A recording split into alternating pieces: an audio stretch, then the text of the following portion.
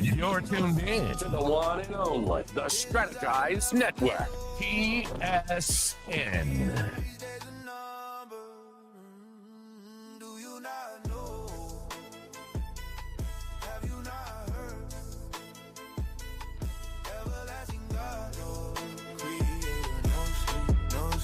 He's up, my God, never sleeps, yeah.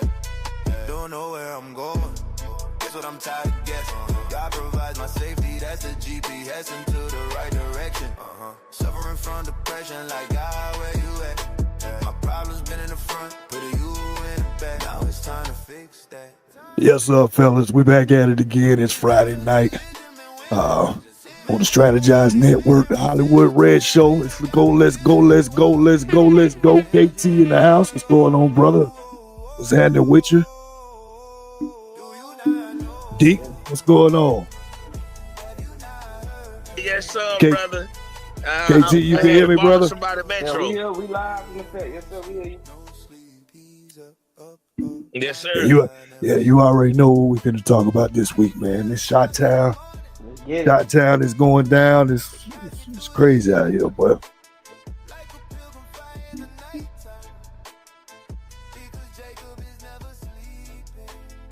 But what y'all got on y'all plate this week, man? KT, what's been up with you, brother? Man, I'm just staying alive, man. Just trying to win some money. Hopefully I can win some money this week. That's it. Ain't too much going on. Yeah, I hope you didn't bet on our Seminoles this week. Nah, What's the score of that game right now? It's still 7-3. Halftime. Yeah, man. It's hard to really even try to think about what the world got going on when in the basic liberties is being like being taken away. Yeah. A mother and her children can't even walk home and feel safe when the daddy is at work. So I feel for them. We might have time for a couple other topics, but as you know, we're dealing with a little bit of technical difficulties, but we're gonna work through it though. But this Chicago topic is just at the top of my heart because I just feel bad, man. I'd feel bad if I was a child and I was with my mama and I couldn't protect her. So I know a mama gotta feel bad if she can't protect her child. Go both ways, cause a lot of trauma that nobody really deserves. So before I start running into that video, y'all got anything to say? Deep, what you got, brother? KT, what you got, brother? Man, I'm just ready to get it, man. We're gonna turn up, man. Get to the content. Yeah. Go ahead, Weezo.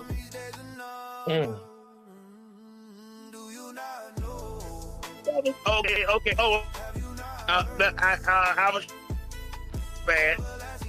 Oh, okay.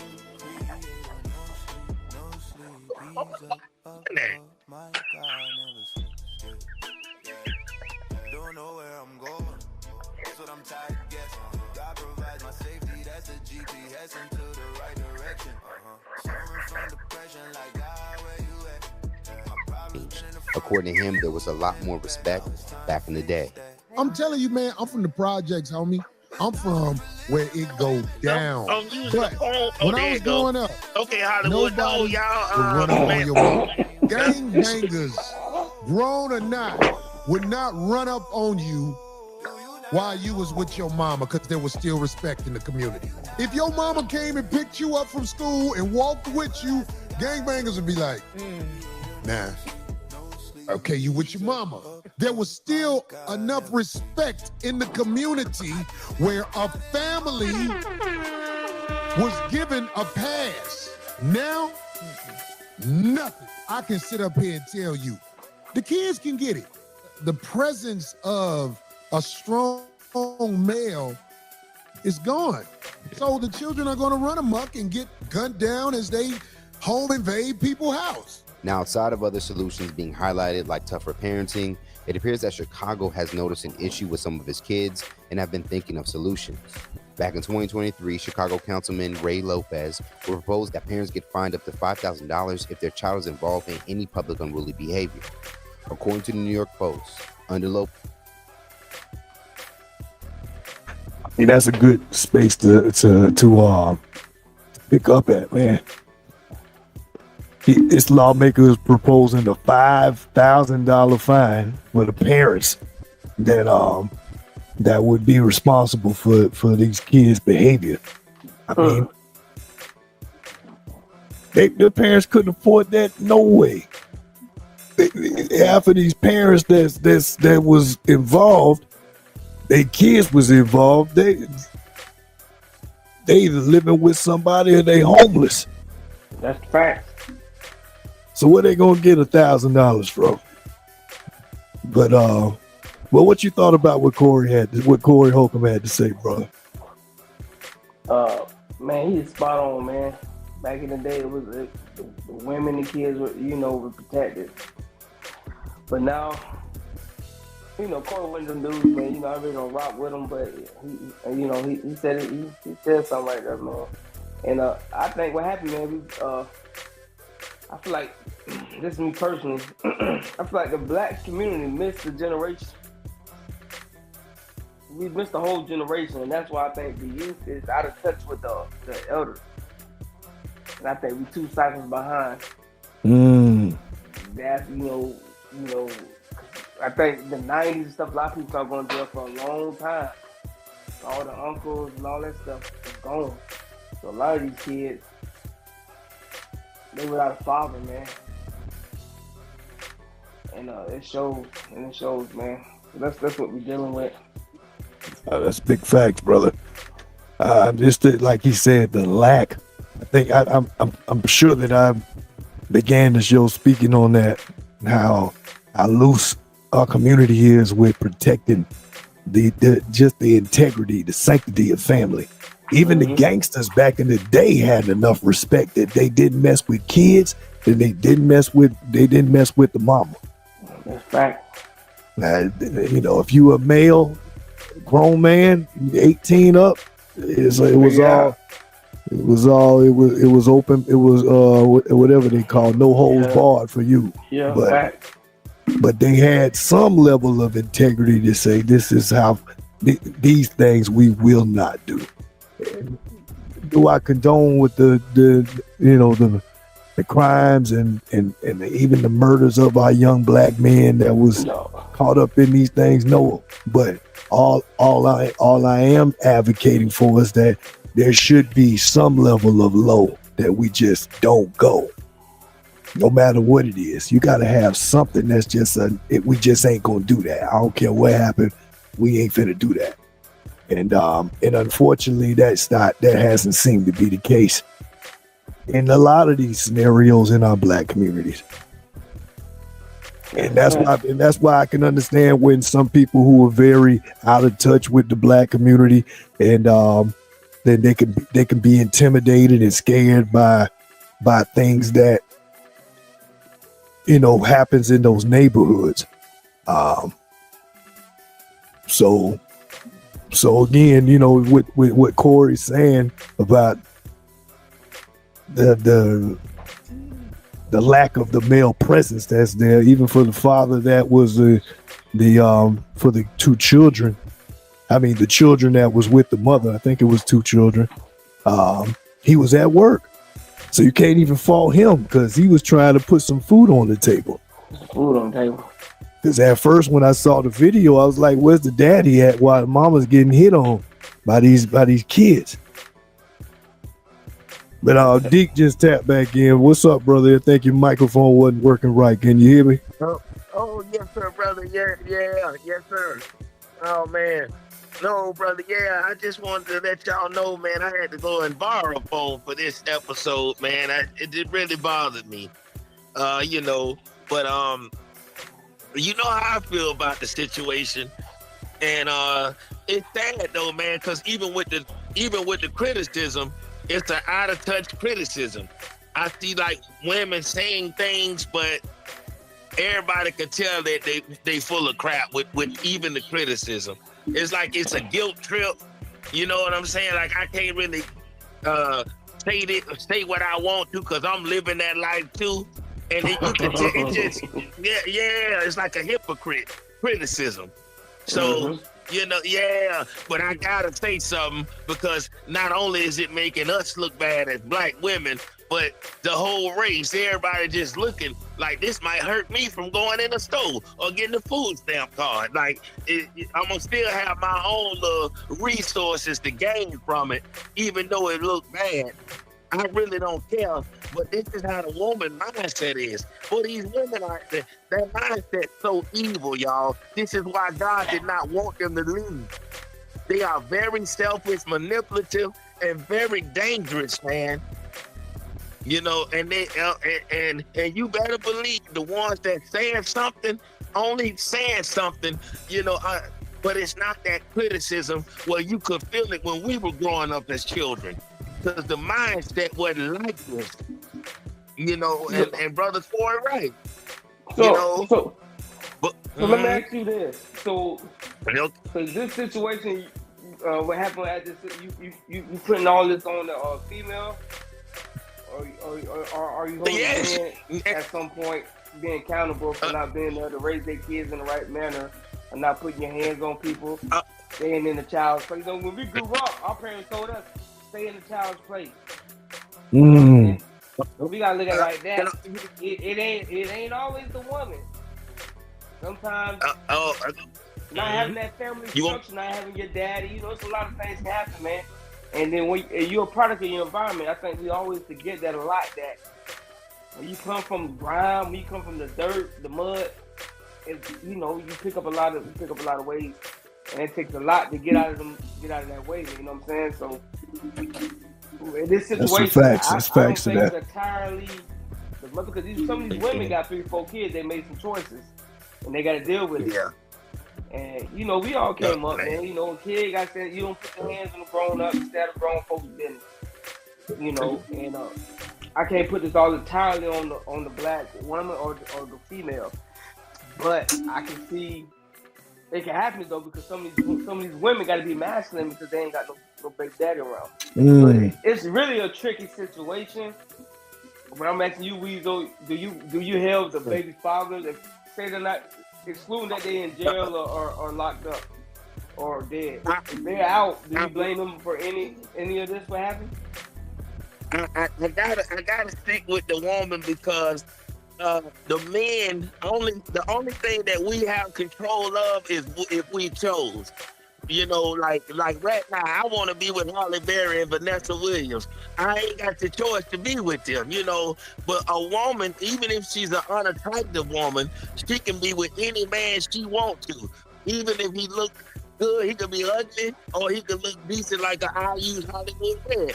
These women can be like, they can choose any man that they want. For some reason, the men thirsty. A lot of these men, they won't say no. They got that Omar Johnson appetite when it comes to these women. So, you know, they got a sex frame, and the woman can look like Precious or Whoopi Goldberg from Color Purple, and they ain't saying no. They ain't saying no. They ain't turning nothing down. So with that being said, that's the problem.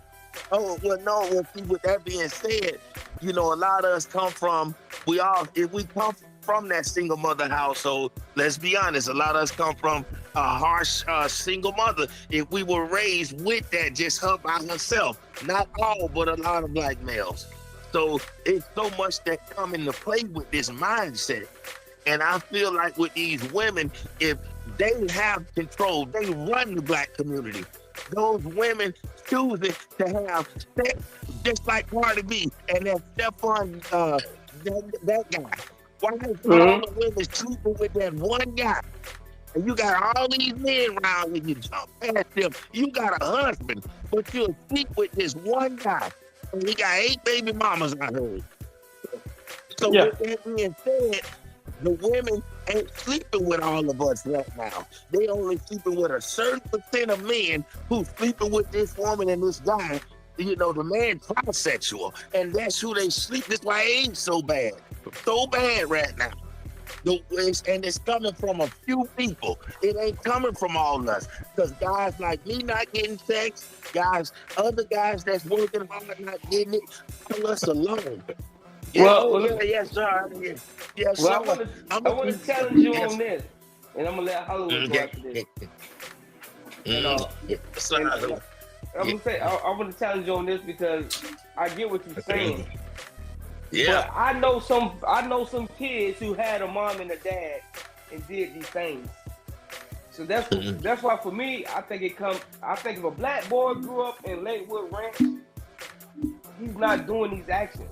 But I went to school with some cats that had their mom and dad, but they tried so hard to be a part of their environment.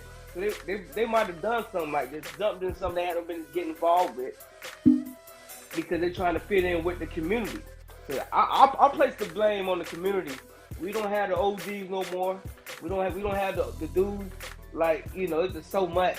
We don't have the dudes who used to look out for the children and teenagers and the kids and stir them the right way. And for me, as an example, I grew up as the only child, so sometimes I try to fit in with the other cats because I ain't had no brothers and sisters. So cats ain't do this and that. I was raised right. I went to church and all that. I didn't grow up. I wasn't no thug or nothing. So, but sometimes I try to get into that thug activity. So, for example, one time we jumped on an old white dude. This is real talk. But I was a teenager, but we did it. But we knew better, but we did it because the kids is being bad. So I'm saying all that, saying that you can't really blame it on. I don't think you can really blame all this on the black mama. You got to blame it on the community because you are a product of your environment, man. And you try to fit in. Sometimes kids try to fit in. It's monkey see, monkey do. So at the end of the day, we all was teenagers. We all did what we want to do. Hollywood grew up good. I assume he ain't. You know what I'm saying? I grew up good. I don't know your situation, but a lot of kids grow up good and still did bad things. Yeah, well, that was where I was going to, come in behind you. Is that same as you. I had some decisions that I made but I also had to be held accountable of them because I made those decisions out in the streets to where law had to intervene, and once the law intervenes, you ain't mama and daddy child no more. Now you property of who had to come and clean up the mess, and that ain't gonna always be mama and daddy when you out in the streets. So, but I think that the accountability needs to be based on age. Like if you 12 or 13, you just got into the teenage years. I don't think that you are in a full capacity to be responsible for your actions. Yeah, it's enough that you could do some stuff that mom and dad ain't taught you, but you still in that age to where you kind of are excused for doing something. Like I was stealing stuff from the stores. I got caught from stealing. That was the thing I was doing. I was stealing. And I also had to go to jail. Also had to go to jail too. So my mama had to come get me. So it was still some repercussions of it, but nonetheless, my mama still was wearing those growing pains with me. So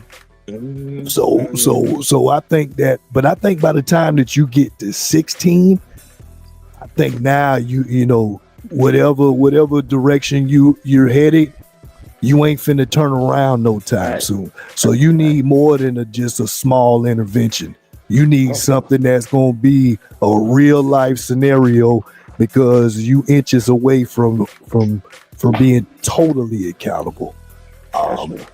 So I think between 13 and 16, I think is the gap. 15 still ain't quite at the age yet to me, but by the time you hit 16, you should be in high school. Now you're being groomed to make adult decisions. When you're in these grades lower than that, middle school, stuff like that, unless a mama is a single household person, or either dad, whatever it is, if you're in a single parent household, you might have more responsibilities at a young age because you need to help. So I say that for a child that's in between 13 and 15, they may have some more elevated responsibilities based on the dynamics of their home. But on average, to me, until you're 16, you still are a child. And I mean child by the full meaning that you need an adult supervision for most of what you're doing.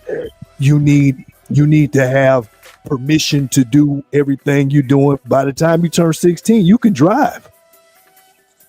That's true. So what happens if you get in an accident and you kill somebody? They gonna call your parents first? I don't think so. They gonna handle it right at the scene, and then if mom and daddy get there in between, the authorities are already there. But if you get in trouble around 13 or something, even if a cop comes get you, just think about this now. If a child has been apprehended by the police and taken to the station or wherever, what's the first thing they're gonna do? They're gonna call your parents. Because the police don't even have that much leverage to deal with a child without a parent being present. So I think that's why it's got to be handled differently on how the way we judge these situations. Those kids, they acted as adults, but nonetheless, the parents still need to be more accountable than the children in this situation. To me. Yeah, and Hollywood, this the jump on your back,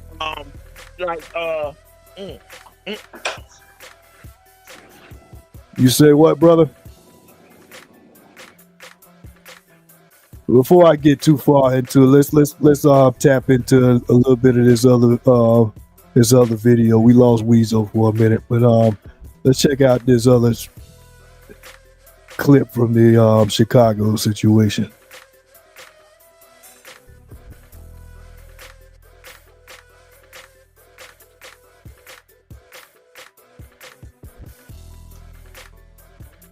You're tuned in to the one and only, the Strategized Network, TSN.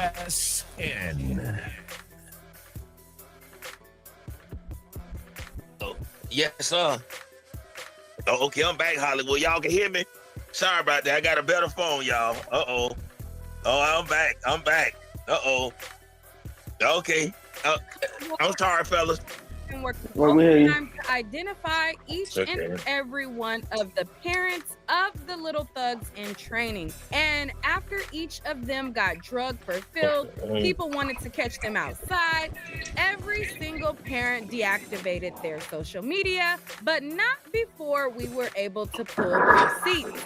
In this video, I'm going to be going over all of the stuff that the parents of these little degenerates are saying as a response to their little delinquents jumping that mother, and anything else that I was able to dig up while I was comment watching. Now, the first mother that we're going to talk about is a woman by the name of Tisha Stevenson. Now, Tisha Stevenson was identified to be the mother of one of the boys that was involved in attacking the mom and her children. Now, I don't know how they got Tisha's low, but the community pulled up on where it was alleged that she was staying. Tisha is a single mom of 5, and allegedly she was squatting in some building. Well, people went to the building to try to see about her, and people were looking to get revenge for this mom. In the video, nobody actually put the pause on her or anything, and we don't see Tisha in the video, but I want to show you guys the people trying to find her. Now, I don't know if they wrote this while they were standing outside on the way to her location or what, but I read these y'all better be careful, because y'all can still go to jail too now. I'm gonna play the video in a second, but this is some of the posts that people was writing to let her know that they on the way and they about to come and get her. Somebody said, up early, finna go beat the F out of Tisha and her kids. Oh, wow. I mean, that's right down your alley, ain't it, Dick? That's it. You hear that this one of the mothers had 5 children and she's squatting. So, I mean, for people who don't know the definition of that, it means that you in a vacant house. And I don't know how could she even have custody of not only 1, but 5. They say she got 5 kids. This first woman that they're pointing out. You got 5 kids that unaccounted for that all live in a place that has no address. How are they even able to get correspondence from school and all this? You got to have an address. So where's their mail going? See, that's what I was gonna say. Like, a lot of these children are being made, but they're not being loved. These are unloved bastard children. Yeah, like, let's call it what it is. These children just reflecting off of the love that they don't get. So that's why we men be so thirsty and so selfish. And that's why these children are looking for just anything, whether it's evil or not. Because it's no love. And like you said, we made mistakes. Yeah, no, we wasn't perfect growing up. But at the same time, it's different from now because our mama still had respect for men. You know, the system, these women would rather fight you about a food stamp card than a black family. They have choices, but the agenda is to keep them single mothers having all these unloved children. Let's fill the prison system up. Let's let everybody know black girls are hoes. Let's have the rap music. Let's kill the YNs. It's just an agenda that needs to die. And the sad thing about it, our black politicians, that Mayor Brandon Johnson, all of them should be held accountable. If anybody should go and be deleted, I feel like anybody who stood stand up for black folks, because they are watching this. Where's that Democrat Party? All these folks over here cheering for illegals, but look what's happening to our raggedy community. Not one where are the black feminists at? Where the black divestors at? They'll say anything if one of us men beat one of these black girls up by ourselves. But they ain't got nothing to say with these raggedy mamas doing children jumping on that girl with that sickle cell. And it looked bad. It looked bad. And they not gonna get away with this. They not gonna get away with this. This gonna hurt us, bro. Yeah, well, let me ask this question to you, brother. So as you see, that it looks like the community has gotten. If they didn't get together for anything else other than a barbecue, it looked like they was getting together to go try to smoke these people out. What do you think about community justice like that? You think that's the answer? Oh no, we not proactive. They only doing it just because it's embarrassing and they feel like they back against the wall and they gotta do something because it looks so bad, bro. When they pull that woman out of her head, like, man, bro, it hurt me so bad, bro. Like, I can't watch that no more because I thought our mom was on the ground. I knew Yogi. Yolanda Peterson, God bless her soul. She died from sickle cell. That's how she looked when she died. So when I saw that, bro, it triggered me, and it just hurt because, like, these women, like we it's like we have such a soft spirit for these women that's really our demise. Once your woman gone, your community is gone. And if you look at us, look at all the black deaths that we see. Like, bro, whoever put this in their mind, and I'm just you, and it goes back to this whole thing. I get that the men are at fault, but the men following behind the women. Look how many sassy young men we got. These are sassy men. Yes, sir. Whose sons are they? Them ain't our sons. Any black man I know who heterosexual, who for real about their life, whether it's, you know, and if they just don't stand and lay with no woman, they're going to lay the law down and make sure that they stuff right. But this agenda that we're seeing, it has taken over our communities, and it's taken over fast. And well, the reason why I asked you that, brother, is because for many years you know, knowing that you have the big bro task force that you were you know, very active in the Manatee County, Sarasota, Bradenton, Palmetto area. Anytime something came up in the news that was concerned with our black community, you did that. And so versus, you know, what these people are doing, they're actually trying to bring some type of community activism, but I don't know if we're going to call this activism. What they're trying to do is they're trying to take in law into their own hands versus doing it in a diplomatic type of way. Versus what I'm saying is what you were doing. You got a lot of the community involved, a lot of the more well-known people in the community that it mattered when they were seen showing up with these different events that took place. I mean, you know, that's what I'm saying. Is there a difference on how you would handle it? If you had big bro task force in Chicago brother, right now, what would you do differently? Would you show up to these people's house and pull the belt out and be ready to spank the kids, or pull the guns out ready to shoot somebody, or call the police? What would be your first chain of results? The man I am right now, bro, I probably just say ignore it, bro. And wouldn't even care. I'm gonna be honest. You know, they got a man named Tyrone Muhammad, bro. He looked just like me. And he carried himself. I want y'all to Google this brother. He went there to that school with all in Chicago. This brother got out of prison. Handsome brother, man.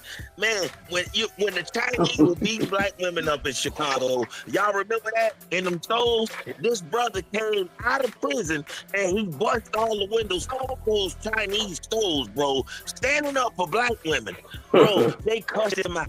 They asked him why you did that. And the man went to jail for them, bro. He went back to jail for them. So he came to this thing, to the school, to confront these women with Black Chicago. As soon as the man said, hey, this stuff could have been stopped if y'all let black men, when y'all see us black men, chastising y'all children, and now ain't nobody molesting them or doing nothing, y'all women need to stay down. Guess what happened? All the ghetto hood rat coat leeches got in that man's face at that school. So he said the hell with it and he walked away. That's the problem. It's no respect for the black man. It's never gonna be good until they learn how not treat niggas but black men. And they don't have no respect for him. And I get it, they was conditioned to be this way. So it's never gonna change unless God come down here and change it. But it's gonna take death. This is it, brothers. I'm not gonna even lie to you. We gotta prepare for what's to come. Yep. Yeah, I'm listening to you, brother. Prepare for what's to come, y'all. Yeah. Let's get back. Cause see Hollywood, like I'm done playing with everybody. I told folks this is what it is now. It's wartime. And I'm gonna protect myself and I want my brothers to protect themselves. But I don't see nothing good coming out of nothing. They far gone, they gone. They are gone. You can't rehabilitate these people, man. And I agree with what Charleston's saying on a lot of this stuff. You listening? Yeah, well let's see what I was doing. Let's go back into the video for a little bit more, and then let's pick up where it leaves off at. Okay. You're tuned in to the one and only, the Strategize Network. A hundred. Filled now, Tisha. Another post would say, Tisha Stevenson, all caps, filled now, B. Tisha, I'm putting you and yours all in a jar. Can't believe your kids felt it was okay to jump a woman with sickle cell. You low life B, you had one job to raise your effing kids, and B, you failed. I'm on that tail. So like I said, these people was outside trying to catch Tisha at the door.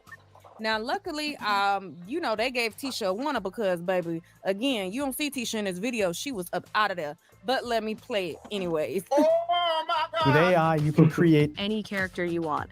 Real life, fantasy, sci-fi, even animation. Oh, and don't forget it. Oh, wow. Child, if you listen closely, you can hear somebody yelling, telling Tisha to come outside.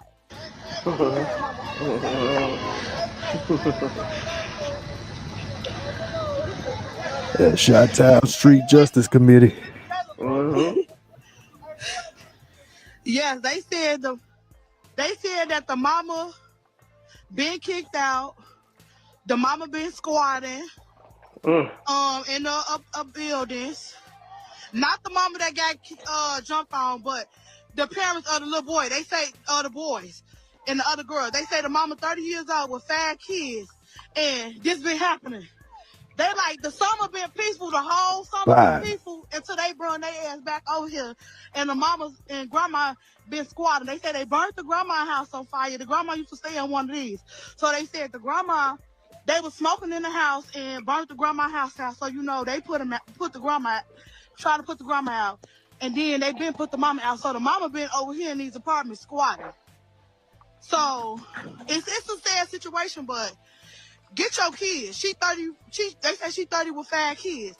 Like it's so many resources out here for you to be, allow your kids to live the way you live. They say the house nasty and everything. One of the ladies also said that she opened her house up to the kids over here if they need like ranch hot sauce, they hungry, whatever. Her husband mentor the kids, but she stopped letting them come because ranch hot sauce.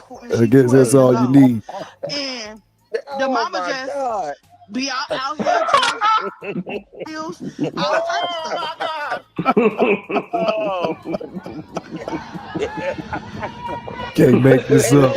So they really, it's a sad situation because they've been squatting.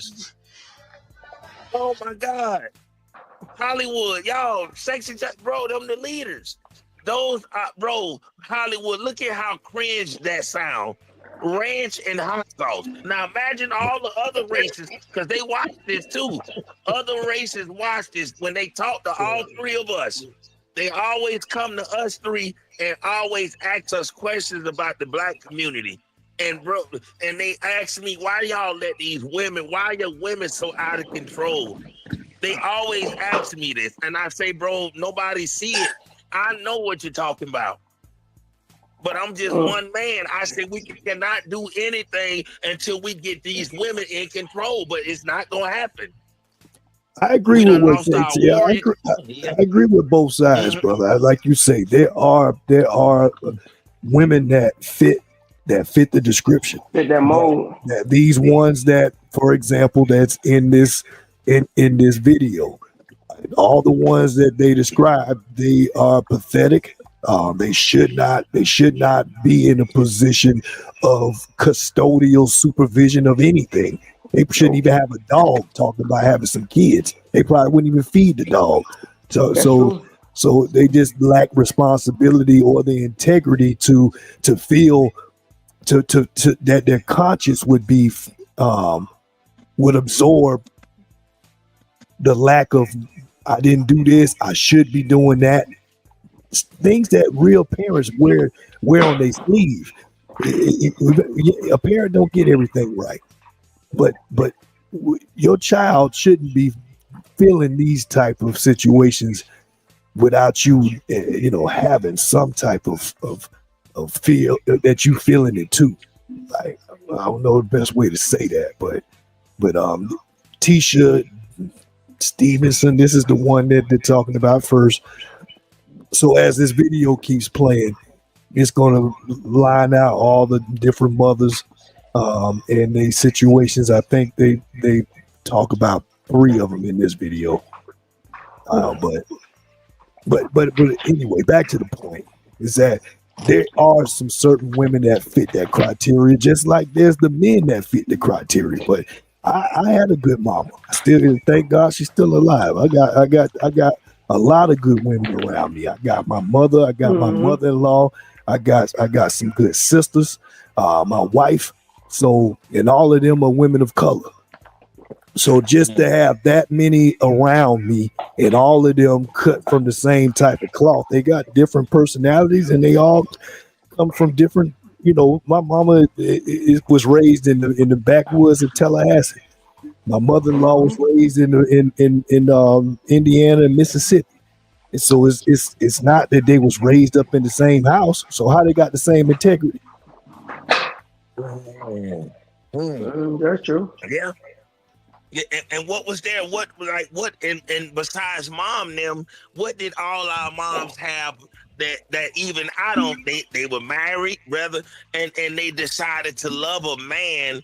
You know, it wasn't just the whole street dude thing. Everybody just didn't have a baby by the same man in the hood. Facts. Like, Facts. fellas, yeah. Look at that though. Look at the mindset. You know, you would have thought we grew out of that. Nah, you right. And yeah. So, and I'm looking at it because we got weak men. These are weak men. I'm gonna be honest with you. A lot of the black men that I know, they follow behind the woman. Yeah, they would never speak like this. They would follow behind, especially like the older ones that was players back when we was at Southeast and stuff. They so weak now. They fighting for a home to stay in, so they'll get mad at what I'm saying. Yeah, oh man, you hate your black mama. I'm like, bro, you only talking like this because you messed up your credit. You ain't got nowhere to go lay your head. So you dealing with this. You hate this same woman who I'm telling you about, you know, that's cheating on you. And because the men are getting cheated on. It ain't the men doing all this cheating. The women are the new men.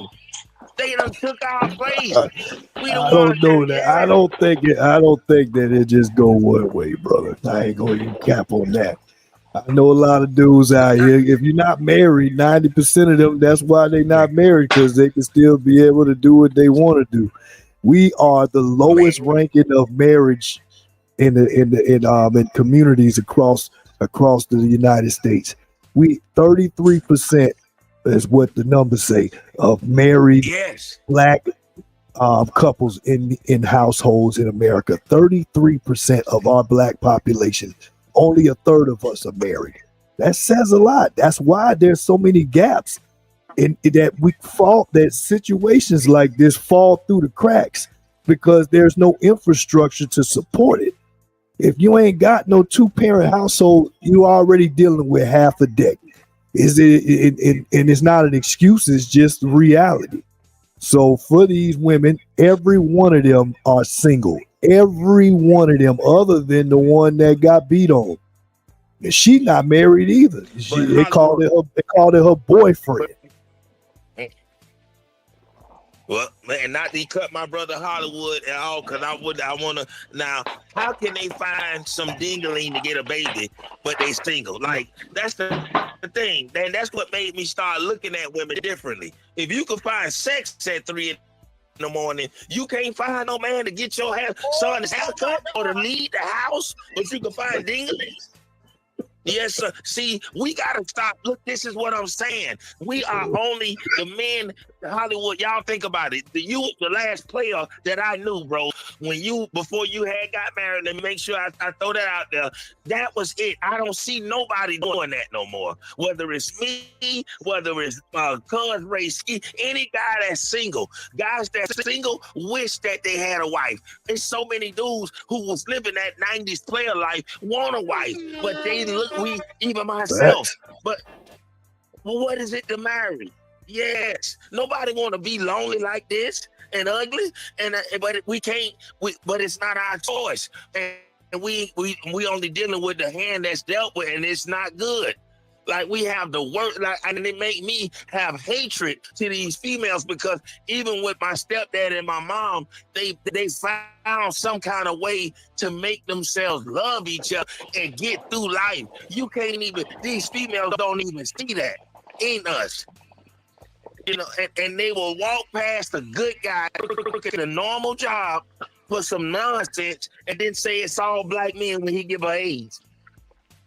But I'll push back on this though. You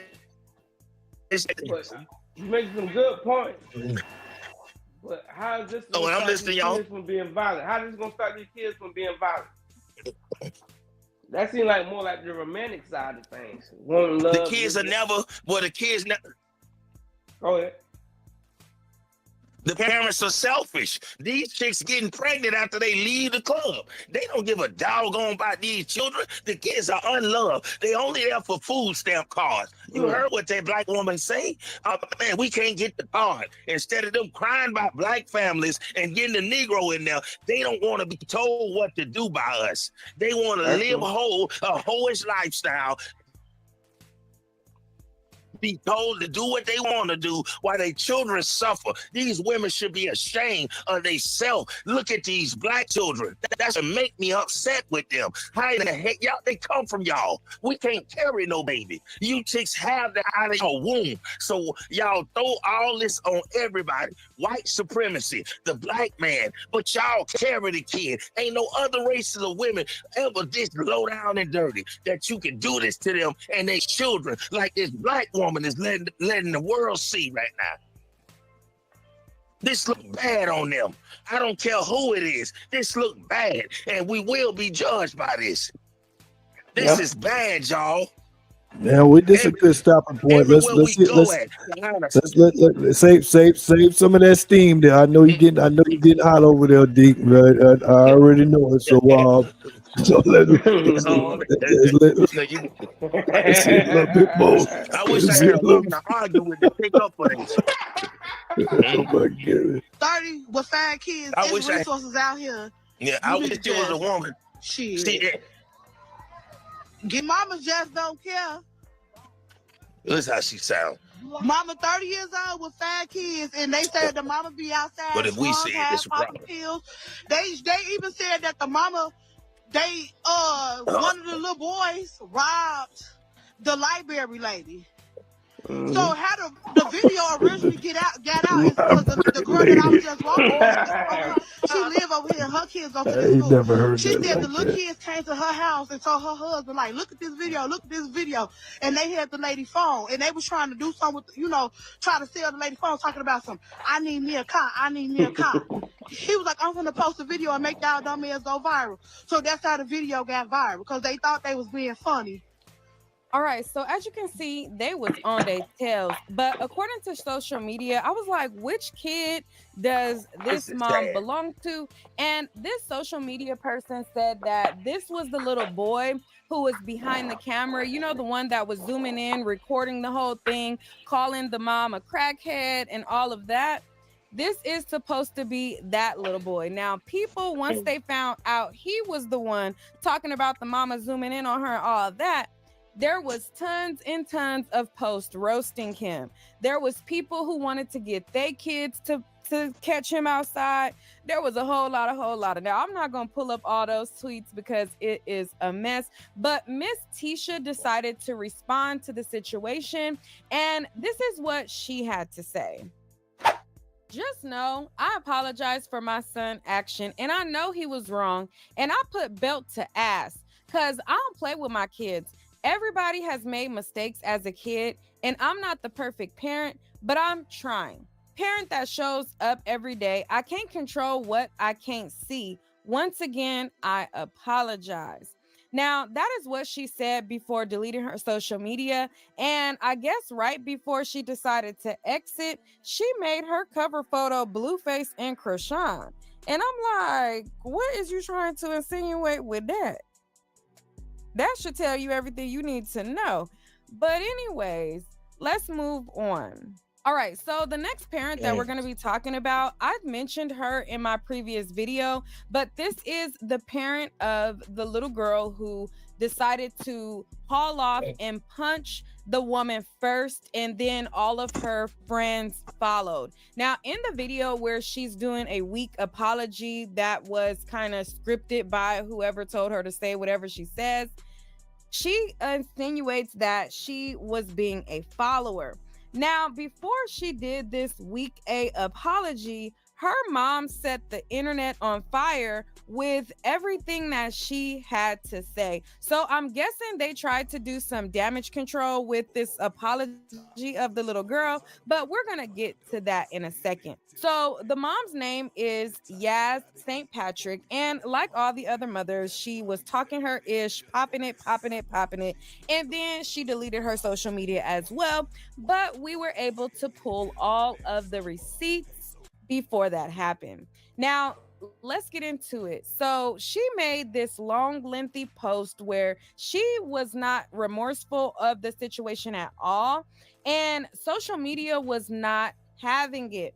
She took to social media and she said, let me say this. First, my daughter is a grade A kid. She's the A and B student. captain of the cheerleading team, ahead of her class, and some mo-ish. All good things from every teacher. If you know, you know.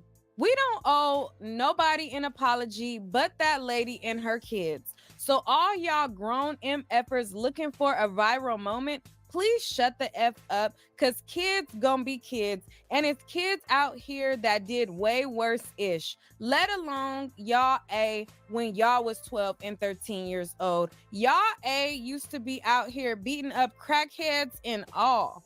And I'm like, this must be a Chicago thing because So yeah, another good stopping point here. This woman here, I mean, how are you trying to stand up for your children and you can't even speak intelligently? So it shows that the apple didn't fall from the tree. You up here trying to speak some clarity for your child, like you supposed to be showing somebody who got some common sense, and you just as dumb as the child. At least the child got an excuse. You grown and you sound like this. And you saying that, condoning it, that we used to beat up on crack kids. Now, mind you, KT said that he jumped on somebody, but I don't hear him condoning that. And if he would have got in trouble and police and law enforcement would have got involved, I'm pretty sure KT wouldn't have been taking the stand of being a victim. He knew he was wrong, and he would have had to stand up to what the punishment would been dished out. Same thing here. Correct. Yeah, yeah. But see, y'all notice something? All the men have, like you said, Hollywood. Y'all took accountability. You took it when you stole. Like you notice that, and that's something that these women, especially black women, don't have. They hate to be held accountable for anything, man. And that's a problem. This is why no relationships last long. I think we got to be careful on how broad we say that, though, brother. I get what you're saying. And it's a woman that's cut from a certain type of cloth. This is a woman that doesn't want to be accountable, is a woman that wants to be alone, just like a man. I know some men that they're single, and it's because they're not going to hold themselves accountable either. So, because when you're with somebody, it's always a give and a take. It's not just one person's right all the time. It's not just one person's, carrying the weight all the time. It's a partnership. So I agree with you. But I have to say that a woman, if we're speaking about women, and since that's what we're talking about right now, a woman that falls into this category, because I've dated some of them, and that's why I didn't last long. It's because I couldn't get no straightening. But you can't straighten nobody out. They either already got to be willing to go in the direction of this is a we thing or it's a me thing. It can't be both. And a woman that's in that mindset, she's not thinking about a we. She's thinking about a me, and that's never going to work. Man, y'all, and don't y'all see that the examples of this is so, like, look at all. This is why the rap music ain't charting. This is why all the shows, it's like everything is just garbage to us. And it's being fed so long that everything played out. It's getting played out. Like, yeah. And everybody asking, like, why is our culture dying? And it's so bad, we don't even care. And man, you love rap music. We grew up off hip hop and everything. But why? Like, look at look at the reality show. Like, everything, this agenda is very strong. And my thing is, Holly, y'all, it's gonna take for those children. It's gonna take some military. Where you went, when you went to the army, that's the only thing I see helping. Like, it can't be no more soft buying programs and boys club. No, they need discipline and rules. It's no more doing it your way. And that's the problem. That's what it's gonna take for the kids. The mama, I don't see no hope in those women. And it seems like them women look like every woman I know. They act just like every female I know personally. I'm just speaking for myself, whether it's family or not. And I'm so against it that I hate it. I hate that you can't love a woman that's like this, you know, and it's like why? Why is it just even college educated chicks? And I'm just speaking on my behalf, what I done saw. Like that's all I see is this city girl 304 behavior. And I wish it was women. Yeah, sir. And I wish it was women. How can you be a Christian? This is where the black pastor comes at. He knows that this behavior, but everybody's benefiting off this. Everybody's benefiting off black dysfunction, off that single mother, whether it's Umar, whether it's that black pastor. He might get some child support and sex out of the child or the mother and her child support check, but everybody panders to her, and it's just gonna get worse for you and me and the men who care. And it's sad because I really do care and love, but I'll be considered hateful because I want to see better. Because I think we the children deserve better than this, and we didn't grow up like this. I'm scared of these mothers. Like, you look at how, oh man, and it's just sad, y'all. It's sad. And they make us look so weak and bad. Nobody respect our race. We got the worst race it is right now. Because we got some out-of-line women who can't get in their place.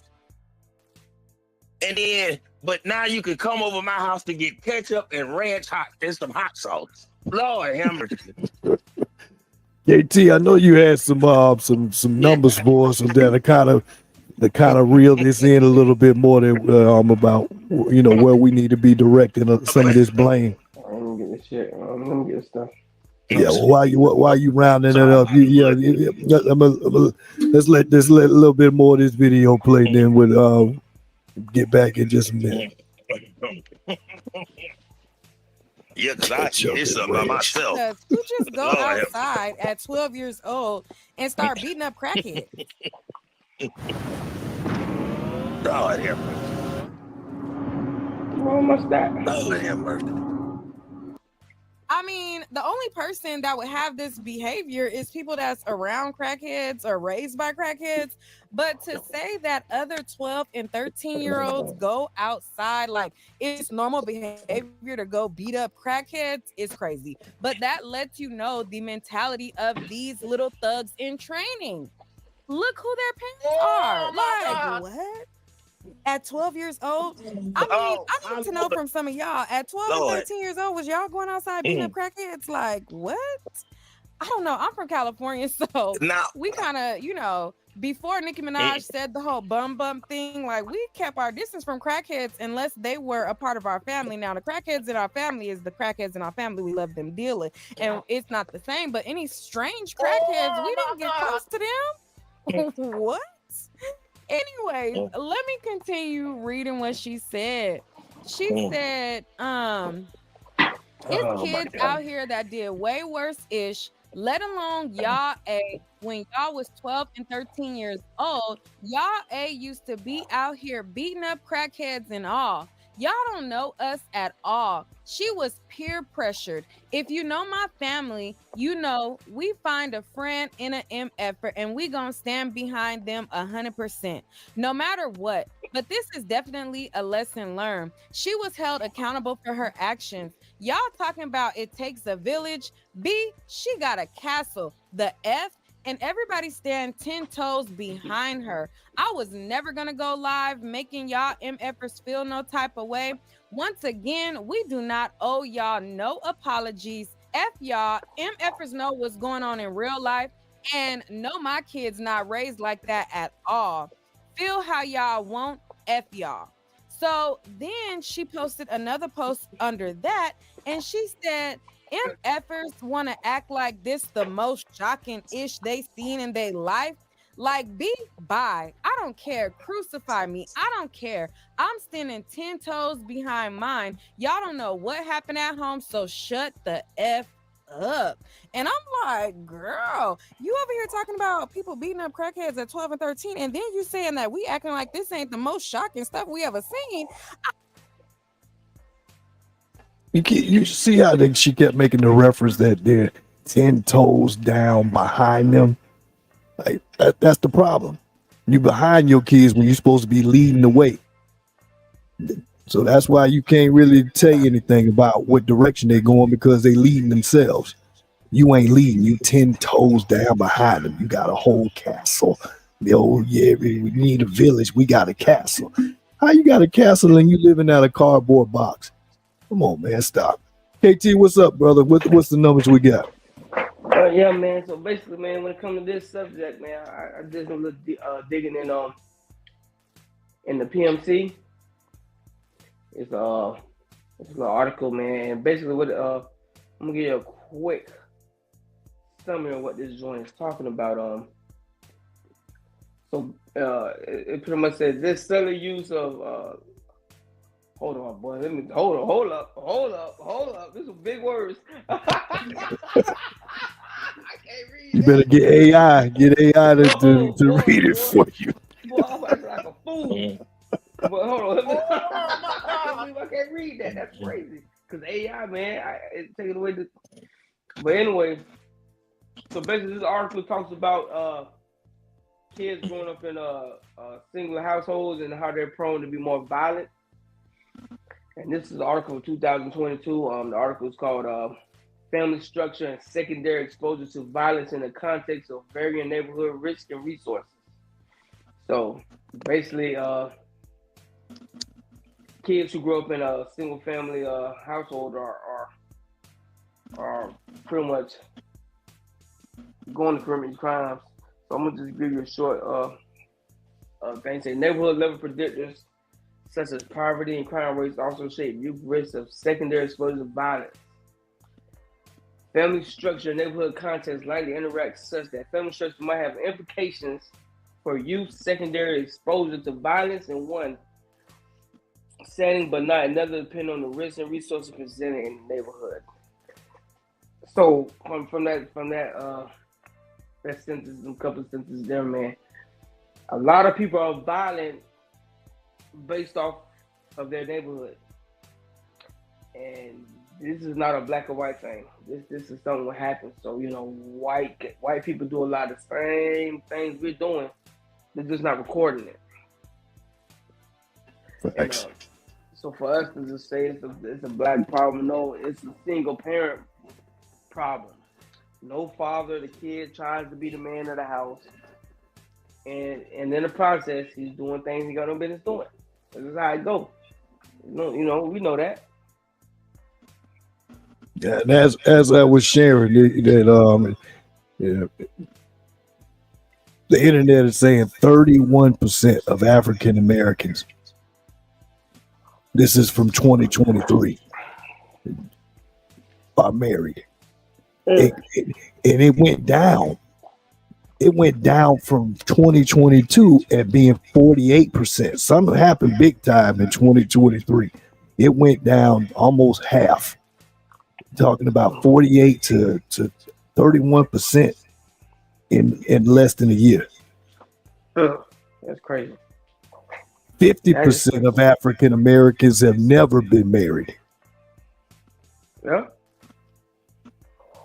That's a fact too. But like I said, but this don't tie. The bottom line, what I'm trying to tell you guys, from my perspective here, kids gonna do kid things. We all done it before. We all done knocked on people's door and ran. We all done disrespect the elderly. So we all need to rank on people to try to get people to laugh and try to fit in. At some point in our life, every human who's an American went through that phase when they're trying to find themselves. But at the end of the day, these kids are acting out is not solely on the female parent. It's the father being absent.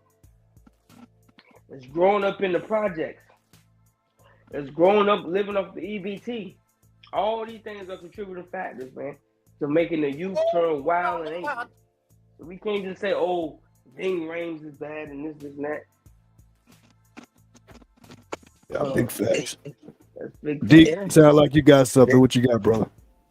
Now and then y'all ever notice like the men then why y'all can't be stepdaddies? Like our stepdads, man, didn't have like, you know, like they wasn't forced to be in our lives like that. Like these women want other men to take care of children that they don't even love. These are the worst parents in the world right now. And these are not our grandmothers. No black child right now in these urban cities. This is why migrants are in our cities. The women mindset is so focused on them and what they can do and selfishness, they're not even thinking about their own communities. Look at our communities. If a common sense person lived in it, they would put black children first. And it wouldn't be no migrant or no Democrat problem. That's and the sad thing about it, you can't argue at no man and make him be a stepdaddy to your children that you didn't even love. You know, and that's the thing. I tell y'all, when you ride by Planned Parenthood, go and look and see who's standing out there. It's white people holding signs saying, you know, to keep black children alive. It's no other race of women aborting their children like black children are being killed. But we have a problem with these women, y'all. These women are out of control. Yeah, I get it. You can't lead a horse to water, but God dog. Like, I ain't never thought this bad. These women out of control. Yeah, they having more sex than everybody. Look at the AIDS virus. Look at the STD rate. It's so much AIDS where you live at Hollywood and Alabama and Mississippi and all the South right now because the women ain't married. Like, y'all, let's look at it. Like, look at Atlanta. It's 80% of AIDS and HIV. They land with gay men, black men. Oh, man, we can't, bro. On the women. You gotta put that on so who passing the AIDS around? The women have more AIDS than the men. Yeah, because the down low dudes are passing it around. Why would the women sleep with somebody gay? Because people ain't telling the truth. Come on, we know this. We know this, Weezo. Like I said, we can't we can't put everything on these females. So who hanging with the gay guys? When you see on the internet, who's supporting the gay black guys? All the transgenders that we see on the internet, who in the comments? Saying, go girl, you get it, girl, and let the gay guy call him the B word and all. What the? Who in the comments? But it's a lot of black. But hold on, time. It's a lot of black women against that too, though. Let's call it I never. Like I say, it's 50-50 with a lot of stuff you're saying. A lot of it is the black woman fault. A lot of it is not even black woman. A lot of it is the Spanish woman, because Spanish women got the same. Go through the same, Mexican women go through the same thing where their kids act out gangs and do violent stuff and all that. So it's not necessarily a black thing, it's an environment thing. Because if you grow up in Lakewood Ranch, you're not going to be prone to want to do these things these guys are doing in the projects in Chicago. You're just not going to want to do it because you're not seeing it. You are a product of your environment, man, and that's always been the case. It is never going to change. If you grow up, you like look at boy. Like I know it's a movie, but your boy from Boys in the Hood, he moved with his daddy, and he still want to have a taste of that lifestyle. His daddy was a nerd, so you like I say, a lot of black. You can't just put everything on the black woman because at the end of the day, a lot of black women doing the best they can do, man. Because you understand, a lot of black women grew up without seeing love in the household. So not only black women, black men. So a lot of people don't know how to love each other. That's why there's a lot of baby moms, baby dads. A lot of people they going off of the lust. A lot of kids made off of lust, and lust is temporary. That's gonna last forever. So people getting pregnant and women not getting rid of babies. So now they got 2-3 baby daddies because they fell for the trick the dude did, or the dude fell for the trick the women. It's how you want to dice it. But at the end of the day, you are a product of your environment. If you grew up in the Hamptons, you're not gonna move like people who live in Southside Chicago or in Opelika. You're not gonna move that way. Not 100%, but it's like 99.9% because you're not around that. You don't want to see it. You don't want to be that. I come from the East Side, man, and a lot of people I looked up to was older guys who ain't never really did nothing. but you know they put on the facade like it was cool. So you know, kids gonna try to fit in. That's what I'm saying. You can't put these women only can do so much. Parents can only do so much. It's white women in West Virginia who doing the same, who going through, who got the same type of kids black women in Chicago got. So it's not a black and white thing. It's a poverty thing, man. Well, while we're talking about poverty, we got to put into consideration too the amount of who's on EBT, SNAP, and all that. 37% of white America is on food stamps, while 26 to 27% of African Americans are on food stamps. Wow. And then Hispanic comes in after that at 16%. See, man, and okay, and let's go there then, because you know, I like this. I like to hear other sides of this because I'm so strong in my belief with this situation. Okay, with us men, how come when we become older and we become more mature, but y'all notice something? The women that's getting older, a lot of them, not all, but these are the ones who I'm seeing. Like I only see right now, I only see ratchet and studs. Them the only women that I currently see around the community. I'm just gonna keep it a buck. I see more gay black children and more studs and more ratchet chicks than any. I don't see nothing else. And everybody brag about their education, but I'm looking at older women that's our age that's getting worse. That's out here at the NBA YoungBoy concerts messing with YNs. And this is what I'm seeing. But if it's women who's different from them, they have to stand up and say something. See, we wait till the problem happens. When I was doing those big bro meetings, though, that was proactive. We wasn't waiting until somebody got killed.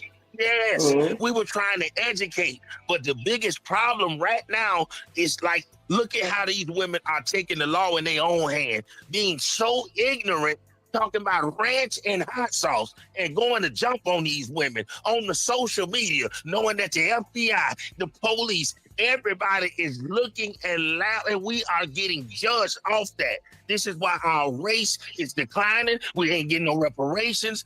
They're forgetting about us. They're not putting us at the table no more because we are letting these women lead us to the slaughterhouse. They say, well, damn, how y'all want reparations? Look at this. Look at all this. And we got to take the blame for this. Like, why I always got to suffer behind somebody? And, you know, I can use excuses to not be something or to go and hurt somebody. But when it's enough, like, man, I am so sick of people using hurt to continue to be ignorant. If you want to be that way, don't have children then. Our parents, they put all that to the side. And they said, you know what? I'm going to love Hollywood Red stepdaddy. I'm going to go on and love this man and be with him. We're going to pay these bills and we're going to take care of these children. None of these women talk like that. It's all about me, and what I got to do. And this is why these kids are doing this stuff. This is why they're getting molested and raped. There's so much molestation and rape and incest in the black community. How many black boys get raped and molested? Nobody talk about that. But nobody ain't watching children. But you at the trail mix doing the cowboy dance. You on a boat cruise. You doing everything that a married couple should be doing, except raising your damn children. It's not our fault that you laid with 5 dudes and had these unloved children who we got to catch hell for. So Hollywood, you taking care of your children, and the next children that ain't being taken care of got to hurt yours. That ain't fair. Nope. Because why we got to suffer? And that's the problem. If you don't love your children, y'all go on your own island. Go in your own community. Don't bring that on all of us. We tired of that. You make all of us look bad. They look at us from one person. We don't get the same judgment as they do they people and everybody else. Yeah. So when these police start shooting and when these police start shooting these Negroes up, they love watching the Facebook. They love this entertainment. And look at how the ladies, Lord have mercy. Like I said, let's go over that tie and beat the girl. Like, come on, y'all. Come on, y'all. We done lost our warrior class of men, and we had some real black men who tired of this stuff and that'll get these chicks in line who ain't just want to lay with them for their stamp card and their sex. Man, bro, this race will be better. But so many black men are hypnotized from sex. They want to lay That's with facts. How you want to lay with somebody who acts like this? That is a fact, brother. Too many men that's being too preoccupied with the idea of having sex versus what's gonna come after that. Oh my God, to the purpose. This why I can't stand, bro. I hate him, bro. I feel like you played a game on us, Umar.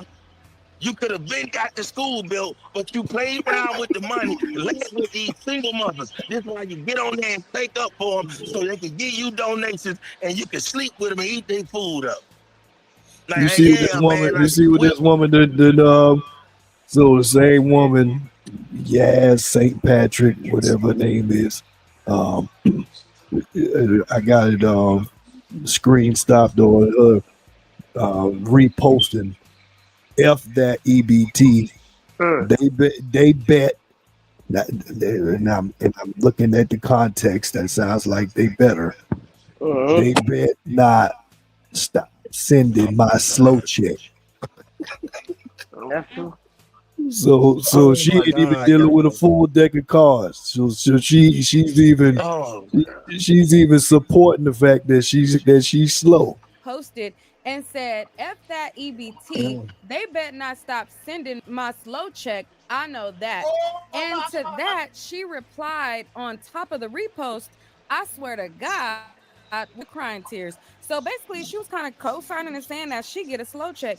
So after that, people was like, girl, this post didn't age well. And they was insinuating like, no wonder you had all those grammatical errors and you just was like misspelling words and all that to come out cheerleader and all of the stuff that she was saying. And they start calling her slow. She said, no, B, you clearly the slow one, 304. Can you read or nah? Just use your eyes, 304. Read what a MFer say, stupid. I would say it's like having another producer in the room that knows exactly what your song means. This is co-producing. This black girl, that black woman that read that, I guarantee you, if it wasn't none of this, y'all, she would be offended. And she would, if one of us men read that crap, why you picking? You hate your black mama. You only saying this, black lady, because you trying to make it not look like it make you look bad too. It make all them look bad. It ain't just that lady. And you read that, you such a hypocrite. Like, man, oh man, this make you look bad. That's like us having some street dudes over here knowing that they finna go and rob and shoot and kill and we instigate, but then we speaking on it and what they saying. Like, that don't make no sense. If you really serious about these black children, you get your butt over there and clean up that area. Clean it up. Go in there and throw bleach all around them nasty projects. Spray that devil out of them. Or if not, and you just want to get on the social media precautions. You say put some bleach around there, brother. That's gonna clean it all up. Bro, throw bleach and witch hazel and lemon salt and all. Bro, yes, sir. All around, throw them on the kids. Throw some olive oil on it. You can't bring no pastor no more because he might molest them. But it ain't all of them ain't like that. But I don't know what is up with this race to where we got a bunch of freaky deaky pervert men and a bunch of masculine women. Like, something is wrong with this race. And if it's good somewhere in the black race, show me. Because we have no entertainer standing up for us. We have nobody speaking out like Muhammad Ali. Everybody just staying to themselves, keeping their little old check. And I don't blame them because this is bad. And a lot of people stop helping the black community. Do y'all know when they cut this money off, we are through. We have no tribe. We have no village. We got women that we can't love and work with. Man, this is bad, y'all. Name 5 women. You got women getting divorced, having divorce parties. From like, what kind of crap is that? God, I'm gonna get this. Like y'all look at the mindset. But when they date interracially, they don't bring that to white daddy and the migrant. He gets the best woman. He gets the best behavior. And he don't even take baths and look good. Yeah, and the bottom shelf Brad, and they killing them. They killing black women. Everybody killing them. But nobody want to talk about that. That black woman who said, F black man, give me a white boy. The white boy killed her in New Orleans. That story you started, Hollywood. You remember this week? I don't want, give me a white boy. Now you rest in your preference, woman. You chose it, you die with it. And I'm just tired of them. They're so, where the women that love black people at, that's speaking out, that's doing black girls' hair. I had to get a white woman to do my girl hair. And it be your own family with this kind of vitriol. Well, Like, yeah. Let's see a little bit trying to more. clock her name or whatever, but she replied and said, "It's Jasmine B, and I'll be there at 7:45. Pooh, that's what time school start." Okay, she was telling people that she was gonna be up at the school the next day and didn't show up. Did not, because the people was waiting for her, honey, and she wasn't there. She didn't show up. And I don't know why ASL is the abbreviation for as HE double hockey sticks, but she said, "You big as HE double hockey sticks. You need 100 people. I'm confused." Girl. And she was going on and on and on and on and on. The girls didn't catch every single thing that she said, but she ran her tail up off the internet. But what they did do is like I said, they found who her mama was, her grandfather was. They pulled up a picture where she appeared to be in a uniform. So people started to assume they knew where she worked. And this is what one social media user had to say. Now, I wouldn't advise this because, I mean, it could teeter into harassment, and I didn't tell them to do this, and I don't condone it, but they are on a campaign to get her fired. This person went to the internet and they said, "This will be the very first time calling someone job to get them fired. But yeah, St. Patrick's, you can delete your Facebook all you want. The internet will find you. And when they do, I swear to God, on my dead brother grave, I'm gonna call your job 55 times a day. I promise to get you fired. As God is my witness, I can't wait for the internet to hunt you down. I can't wait. I'm going to harass the F out of her job." Now, again, I'm not advising anybody to do that. I feel like karma will spin the block on its own. I wouldn't invest this much energy into something that's not getting me paid. But I understand people's frustration. I'm just not wasting that energy. But anyway, so after this, like I said, there were several people digging up her whole family tree. They were digging up everything they can find on her. They were looking for blood. And they decided to do this phony PR, I guess, damage control apology. Now, again, I showed this in my previous video, but let's watch it again before we get to the other parents and what they said on social media. Oh, wait. Before I show it, have y'all liked the video yet? And I don't know if I have hype points or if they let you hype this or not, but hype the video if it allows you to. If you guys are rocking with my commentary, you like the extensive digging, because it took me some digging to find all of these receipts and put everything.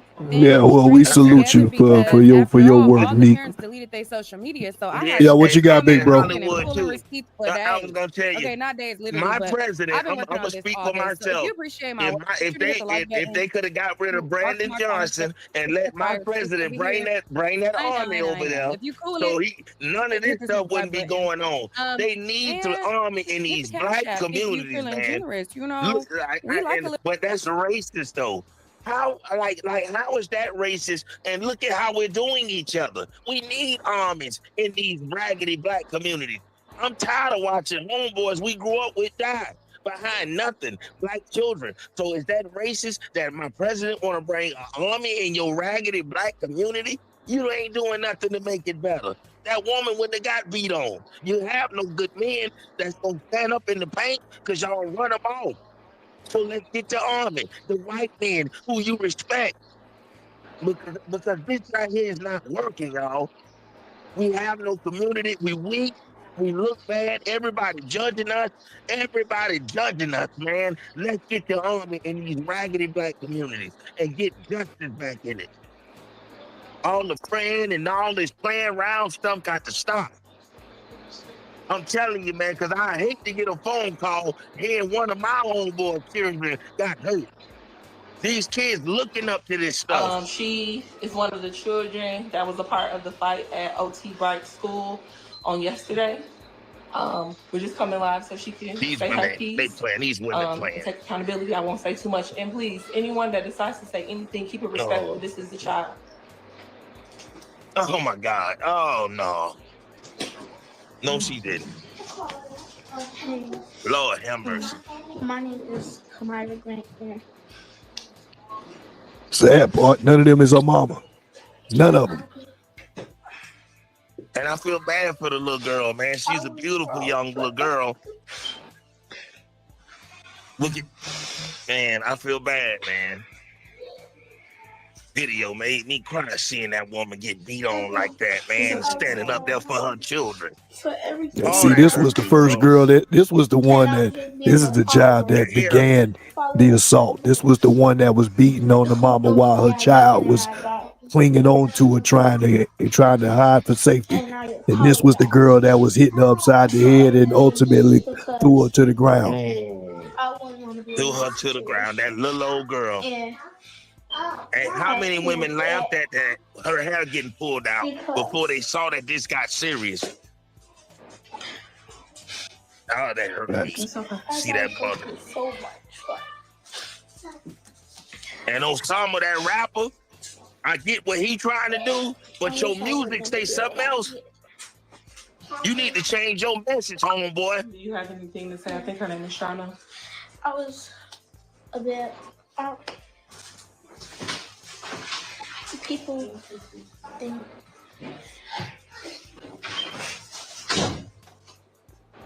a lot of social media is being real critical on this, saying that she doesn't seem remorseful and that she fake crying and they all, this is stuff I tell my own children, and my daughter get mad, my son listen, but you know, like, I don't know. Oh, man. I wish I would never did what I did. Do you have anything to say? I think her name is Shauna. I was a bit out. Again, where is her mama? They already didn't establish and show what her mama looked like. And none of them women that's in here, from what I remember watching this video, is 3 women that's in this room with her. And none of them is her mama. Is the mama ever gonna step up? She already done let her child be step into an adult place. Now that it's time to speak for your child, other than being under a keyboard and typing it. You got your child basically on her own again. And this woman speaks for her like she's her mama, and she ain't even her mama. And we're all on the same accord that it was everyone. And you know what I see when I see this little girl, y'all? I see sexual abuse. I see all kind of perverted stuff. Video was children. Some of them, not all of them, they have families. But imagine what she done went through. She has a family that cares, that loves about her. She got a family that cares. She understands that's a lot going on, and I don't expect her to speak. We do not. I would rather put my life on the line to get better black families than what we're going what through. What grade are you in, Myra? I want to see all us get love. What grade do you get? Yeah. This is terrible, y'all. I was homecoming queen. We all should be married right now. You hear all these accolades she got? Homecoming queen. Now this light-skinned woman next to her, she tries to pull some level of accountability, but when she starts speaking, she'll start saying some things that's some good positive So whoever laughing or whatever supportive that's stuff about, I want y'all to know that this holds baby, accountable. as But well the as all rest the of other them, this babies woman that's here, in I'm that just, video, are very much our if future. you So if listen we to her in laughing their at them, entirety, we she laughing just at them. does a lot of So we want to make sure that PR, we check like that as if and they that we hired her to be do PR for the present, little and girl. that those people that are not on the ground, those people that are scared of our young These hands, kids, that pretty we get, much. we touch them, that we let them know that we care, that we got something to say, that we care about them, that they have more resources than they know, and that we are available to them. Well, why wasn't you available to that girl when all this was It takes going a on? village to raise all these kids. Where's the black woman That's love true. her? Where's the black And I woman want you to loving know that tomorrow, Cause woman? y'all showing it's up not now in a all big on way. you. 3 You women in take here, but none of the y'all was responsibility of the even role that able you to keep this play girl in in check. this. That's got all That you these know positive the things role going that you on. play in I this. I And agree this, with and I KT. want y'all It's to know not that all on the women, but this is not the kid that on the she think parents, is, period. nor will she let But the this child is internet still in a turn her child's into a place, kid that and child so will try all to this say she is. positivity around her, how is So she even able to be we off are the going through leash to do all of this? investigation or whatever Because my needs to parents happen. had, Yeah. my mama We're gonna have had leverage that and in I this think we type had of age. a pretty honest I wasn't conversation today, able to right? be unaccounted for And too you long. understand, like, Where it's is okay the to be smart. You smart, where's you the get A's and account of B's. where she's at certain times of the Yeah. day? Obviously, she's Better able to show you move like an adult, and that's you why she's come from acting that like area. one. You don't have to be Yep. bad just because you think And it's cool. Hollywood, you or me or Sexy You don't Chocolate, have to be if we jumped on that woman with that sickle cell like that, imagine let me find how you. bad it would be. You are wrong. Like, man, bro, like, think about it, brothers. Y'all, like, we can't do nothing. We always get held accountable, even if That's it true. wasn't us. But Very true. y'all, for that young girl to jump on that woman like that, man, it broke my heart, bro. I cried so bad. It hurt. It was such. I never saw nothing like that. I thought the R. Kelly sex tape was bad, but that right there hurt me, y'all. Cause Well, I that got. woman didn't deserve to be beat on like that. And KT, So, what you man, got? took her hair out of her head. I'm listening, so, y'all. so what's the solution? The solution is these children they're like it's gonna take the army. They need to let Trump go on and bring that military in. Brandon Johnson need to be gone. Black politicians, Al Sharpton, all these money hungry lawyers. If you're not standing for black on black crime, but you just want to stand for when a white cop kills us, you got to go. It's enough. If you serious about this, because these black children, but forget migrants. I don't, Jasmine Crockett, all them Democrats, they got to go. It's all about black children and black men. Black women have been held to spoon enough, but it's time to spread love and get the men back in these positions. But the men got to be strong. You got to turn. Yeah, I'm listening. But at the Go ahead, local brother. level, in the community level, how you fix this? The people that need to hear it, they're not gonna listen. And you know, but for us, we just gotta our children. My nephew's Hollywood Red's son, like even Marvin's son. Like I talked to my nephew MJ. You know, me and him real close now.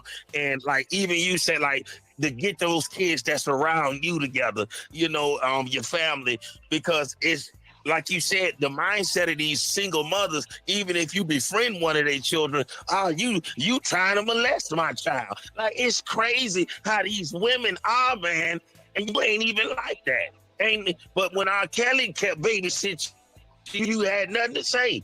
But like, it's just weird when you try to do the right thing, so you just gotta put it in God's hands, y'all, and have God lead you to who children that you could be comfortable with, teaching them about this type of behavior. But y'all, I'm telling you, this race, we are done, y'all. If it don't change, it's over with. I'm just gonna be honest.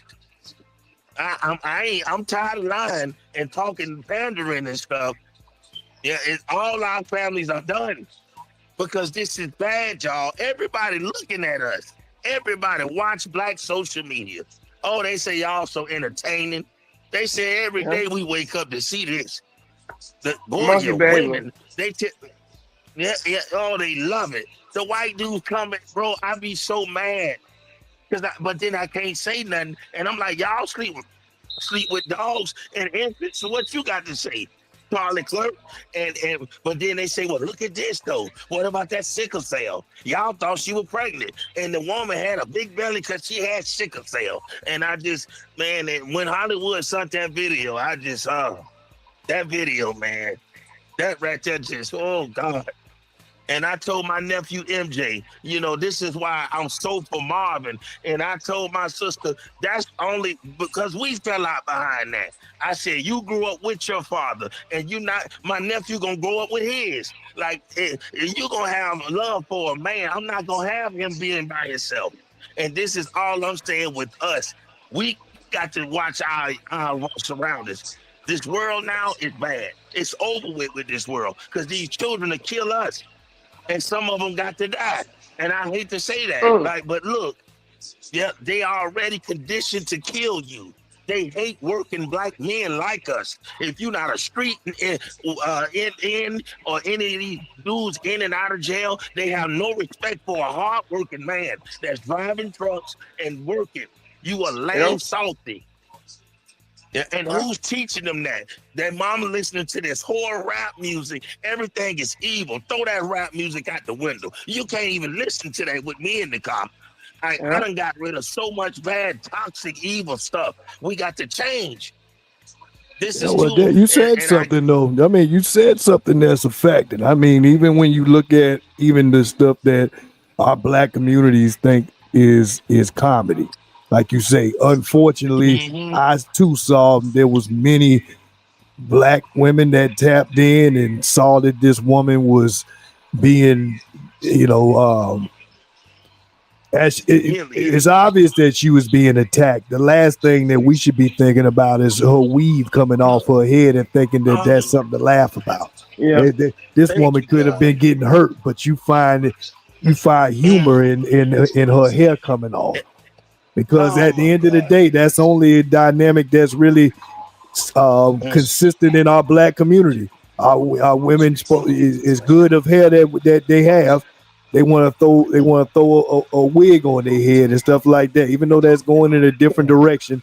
Back to my point is just that this is what we're up against. It's not everybody that's black. Not all black women, not all black men, but it is consistent in the eye of people that aren't black. Is that this is our representation? But we got to go back to the numbers, fellas. 33% of Black America is married. So that means a third of all these kids getting popped out. They got two sets of parents. That's true. That makes a difference.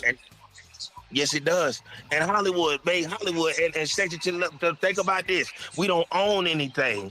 What if these people turn the power off and say, you know what? These Negroes, they ain't serious. Look at it. Look at how they children doing the grown sickle cell woman. Let's turn the water off. We ain't none of these rich LeBron, them don't own nothing. Like, so we powerless. If these people stop us from eating food, look at how they cry about the stamps. So what if they just turn everything off on our race? What we gonna do? Because we still want to be us and be prideful to not be nothing as a race. When we don't own anything, we can't buy our own medicine. We don't have nowhere black to go at. The common store. So why can't we get it together and make it better for us? Because think about it, y'all. People are tired of this stuff. No matter what they doing in their communities, they see that we weak, we don't have anything, the women lead, and we ain't got nothing to fall on. No black families, no nothing. Just dead. And it's not the sad part is, like you said, we don't own nothing. I don't care what race, if you leading, like, you have no business trying to start a family if you don't have a leg to stand on. If you ain't, how they say, you ain't got a roof to stand, what they used to say, a window to I forgot what that old cliche is, something to throw it out. You know where I'm going with it. You can't get the respect of people until you have showed that you've got your resources in order. That's just the truth. That's true. It ain't. It's true. not personal. It's not a personal thing. That's a fact. When it comes to that. Hollywood, when you bought your truck. When you bought your truck, Hollywood, like how did that make you feel to work for yourself? Well, coming from working for the city of Bradenton, where they was paying the lowest out of all the surrounding areas with the same CDL license, even though I had a Class B to make $10.75 an hour to then be grossing $2,500+ a week. Yeah, that's a big difference. Way big difference. But it costs for that. Nobody just laid that in my lap. It wasn't because I was a good person or none of that. It was I knew what I was working for and I worked towards it because I knew what I did. I knew what I didn't have before. So I didn't. But even with that, going back to my point is that I still waited until I was 2 months before turning 40 before I started having kids. That's not everybody's reality, and I'm not saying that. But that's what it was for me because I was so scared of being a delinquent father. I've done a lot of things that I don't fell short, but one thing somebody ain't gonna say to me or say about me while I'm living is that I wasn't nothing for a dad.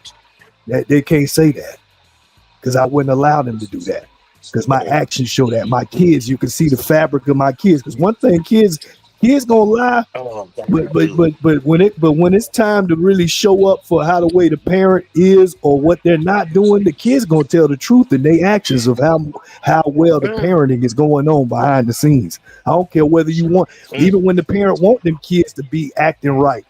If the kids ain't conditioned to doing that, then the times that they really show that is gonna be when it's really essential. Like, oh yeah, these kids ain't really got no home training.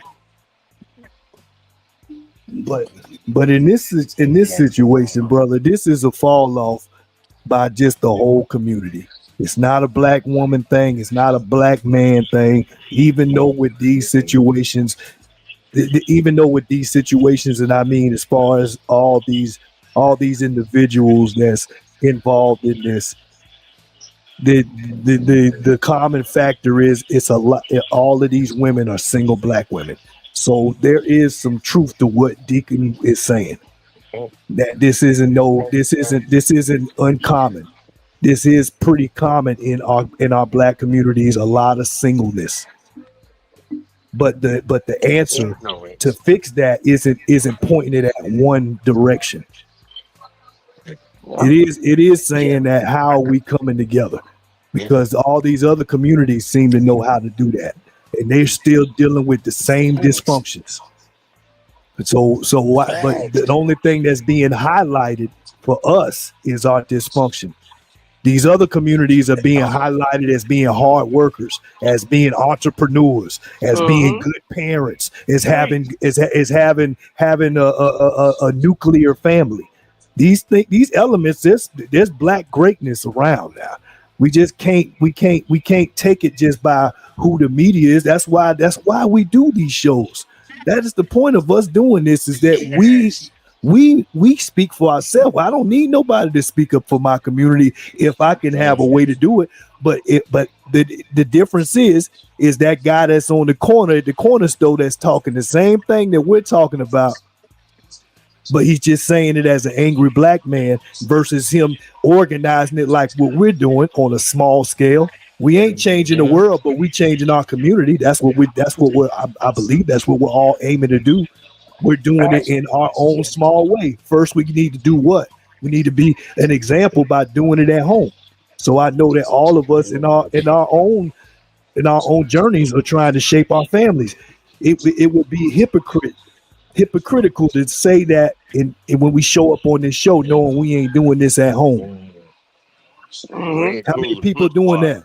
How many people capping saying that they doing all that and they ain't even leading it at home? They want to be a leader out in the community where they being seen, but could care less about doing it behind the scenes. So and my thing too, yes sir, you're right, Hollywood. I'm listening. Fire Norvell. No, but see, y'all notice the devilish person in the black community. The devilish person in the black community got a voice, but the normal people that's in the black community now don't have no voice. That's a fact, How come brother. the devil got the loud mic? Yes, brother. And Hollywood, think about it. It's like everybody been compromised in this black community, from the children and all. Like I said, when I see that little girl, I can tell she done been through something, especially if her mama can't even be there when this situation going down. So imagine mama wasn't there when that boyfriend walked in the room and felt on her. And yeah, like, it's so much that it's just too much trauma. And it's like, man, sometimes I beg God and say, God, please, yes, come on, God, come back.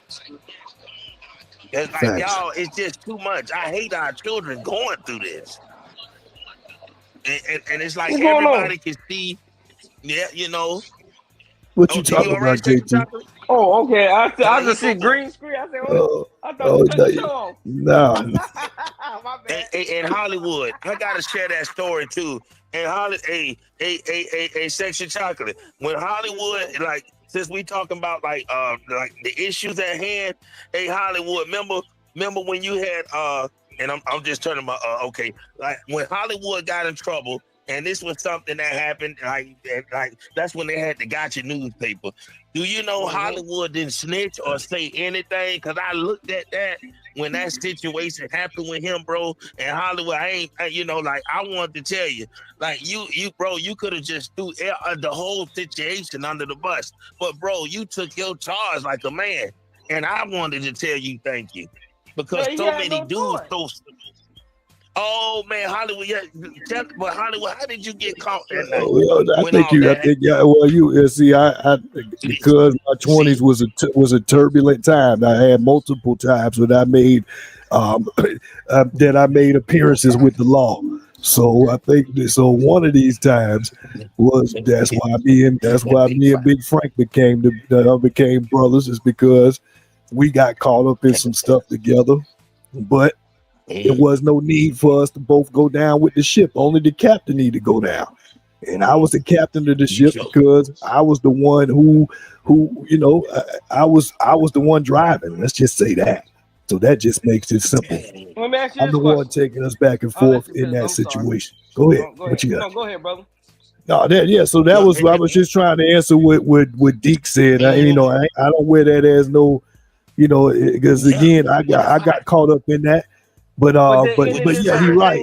He's right. I didn't get Big Frank involved in that. I mean, he could tell you that. So that's any of this had anything to do with you having a black mother, or this is a decision you made on your own?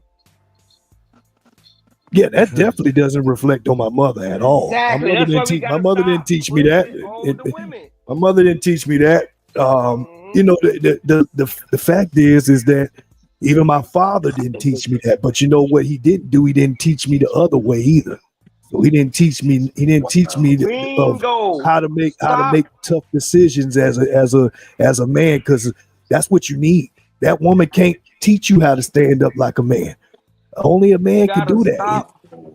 Like you said, we gotta stop bringing the black women. They doing the most they can do. Most of them got multiple kids with no father. You only can do so much. At some point, men gotta stand up and do what they need to do, instead of getting mad because they can't be with the woman no more and don't want to help no more. Facts. Repeat. Say that again. Say that again. Well, you said something. Men being cowards because they can't sleep with the baby mama no more. They don't want to take care of their kids. We got a situation going on right now. Blueface got his son, and he don't want nothing to do with his son. His son got special conditions. That woman messed up. So at some point, we have to take up. We can't keep blaming, because man, we got the same opportunity. If you know that woman ain't no good, you need to go get you a good lawyer. Get your visitation store is 50-50. You get your kid 3 days out the week. She get them 4, whatever. So a lot, even like I say, including myself, I could have done that too. I didn't do it. So I'm not trying to. I can't call everybody out, but I'm just saying, us as men, we had the same chances to beat her and them kids. Like, we have rights. Invest into it. We don't invest into those things. So we just. But but what's honorable is that even when we fall short, that when we do speak on it, you ain't sensationalized it. You ain't making an excuse either. You say, hey, I did not do that. And at least that to me is some level of accountability. Because you got these fathers that still out here capping, saying that they did this and that, and the receipts ain't sitting there in front of us. So all we can go by is what they say. But I know a good father when I see one, because a father that's a present father, you ain't gonna hear him talking too much about life and his kids ain't involved. You just can't. How can you? Even if you share a visitation, you gonna have, if you talking to that person regularly, their kids gonna come up. Through all the years that I've known y'all fellas, y'all have been fathers all that time. I mean, KT, I met you shortly before you came a father, but ever since that point, I haven't known you to associate with too many things that didn't have your kids involved, because that was just the man you are. Even for somebody who ain't rich, this man ain't rich. This man works 2 jobs. But the biggest thing that's important to him that nobody ain't got to tell me that is his kids. Yeah. Same thing for Deacon. Deacon, I've never known him not to have some conversation about his children. And Winter is the only one that I knew that lived with him. All his other kids, they was either out abroad, either the baby mama lived in a different city, or they was pursuing different stuff that was outside of where he was at. But nonetheless, I've always heard him having something that's telling me that he's involved in his kids' lives, and that to me speaks boundaries. When I see, speaks volumes, and versus these men that the only thing that they do is go to the club. The only thing they do is trick with the money. The only thing they do is if they do provide something, it's not consistent. You bring 2 packs of diapers this week, and then next thing you know, you ain't came back for a month. That's not the same, brother. That's not a good parent. That's because I couldn't live with myself knowing that these things my kids need, and I'm not doing everything that I can to provide that. I just couldn't do that. Yeah. Well, and 2 things too, Hollywood. Like I said, when you I know they honor Max B, and salute to that brother. But man, like I said, brother, when you had got in your situation, when that Gotcha newspaper came out, and you could have said, man, I got this heat from this person or that, you didn't say it. And then when you and Bucky got into a situation, you bringing out some receipts, dog. You bringing some receipts. See, now you remember Hollywood? You remember that situation? Of course I'm gonna remember. It's me. Hollywood stood in the paint section. He didn't say nothing, bro. And when him and Bucky got into a jam, he didn't say nothing to get him in trouble. Because it say like that Gotcha was getting people jammed up, but he stood in the paint. And I was like, dang. And because Hollywood, you was going to that radio station by yourself, I knew you couldn't do that now. I already know everything is compromised now. Like, you couldn't do that now. Would you would you try to do that if you were still here? Oh my God. Yeah, different. Radio station. I'm not condoning anything that, I'm laughing for some of this stuff that we talking about, because it's in the past now and it doesn't define me. And but nonetheless, these stories aren't benchmarks that I'm bragging to my children about. These are stuff that they probably won't even know until they're probably adults, and I'm able to be free spirited and say things that I know that they were able to rise above. That's not going to be their story. At least I pray not. But the example that I'm leading for them is somebody transparent. I'd still tell them about this stuff, and some of the stuff that's age appropriate. Of course, I tell my children because they do need to hear from the horse's mouth. Because again, I said it, it's very essential for just as much as a girl needs to know what it's going to feel like to have a baby. That's because it's a lot of pain and it's unavoidable if she wants to be a mother. Well, if a man want to be a man, it's the same type of birth pains. It's some very painful things you just can't avoid. You can't avoid being a man. It don't feel good. And unless you see a man walking like that, you think it's impossible to do it. You think that it is worse than what it really is because you haven't had somebody to coach you through that. And I feel for men like that because in certain ways that was my story. But that isn't something that again that I'm going to just blame one particular source, because I made some decisions that I knew better, and some of the things I didn't, some of those things I was able to get away with, and some of the things I did not. I wasn't good at doing stupid stuff because that's why I always got caught. So I think that was just God's way of saving me before something else could happen, because I got friends that I grew up with that was doing the same stupid stuff, and they ain't here now. So that lets me know that God had favor for me, because I could be, it could have been a different story, and I could be dead just like them. And Hollywood, for you to even to take that kind of a charge and not even be scared and say, "Hey, nah, bro, such and such had that, and that's why I got this." You bro, you didn't do none of that. And you went through the checkpoint, which I remember, we about to bring up. I don't need to bring all the details. Oh no, yes sir. I just had to salute you, yes sir. You gotta do all the details. But I gotta tell you too. I got arrested. I got arrested while I was working with KT. That's when I got arrested with the pistol when I was working with them. That's a fact. Yeah. Still had to come back to work the next day. Goddamn right. I mean, he's scared, boy. He's scared.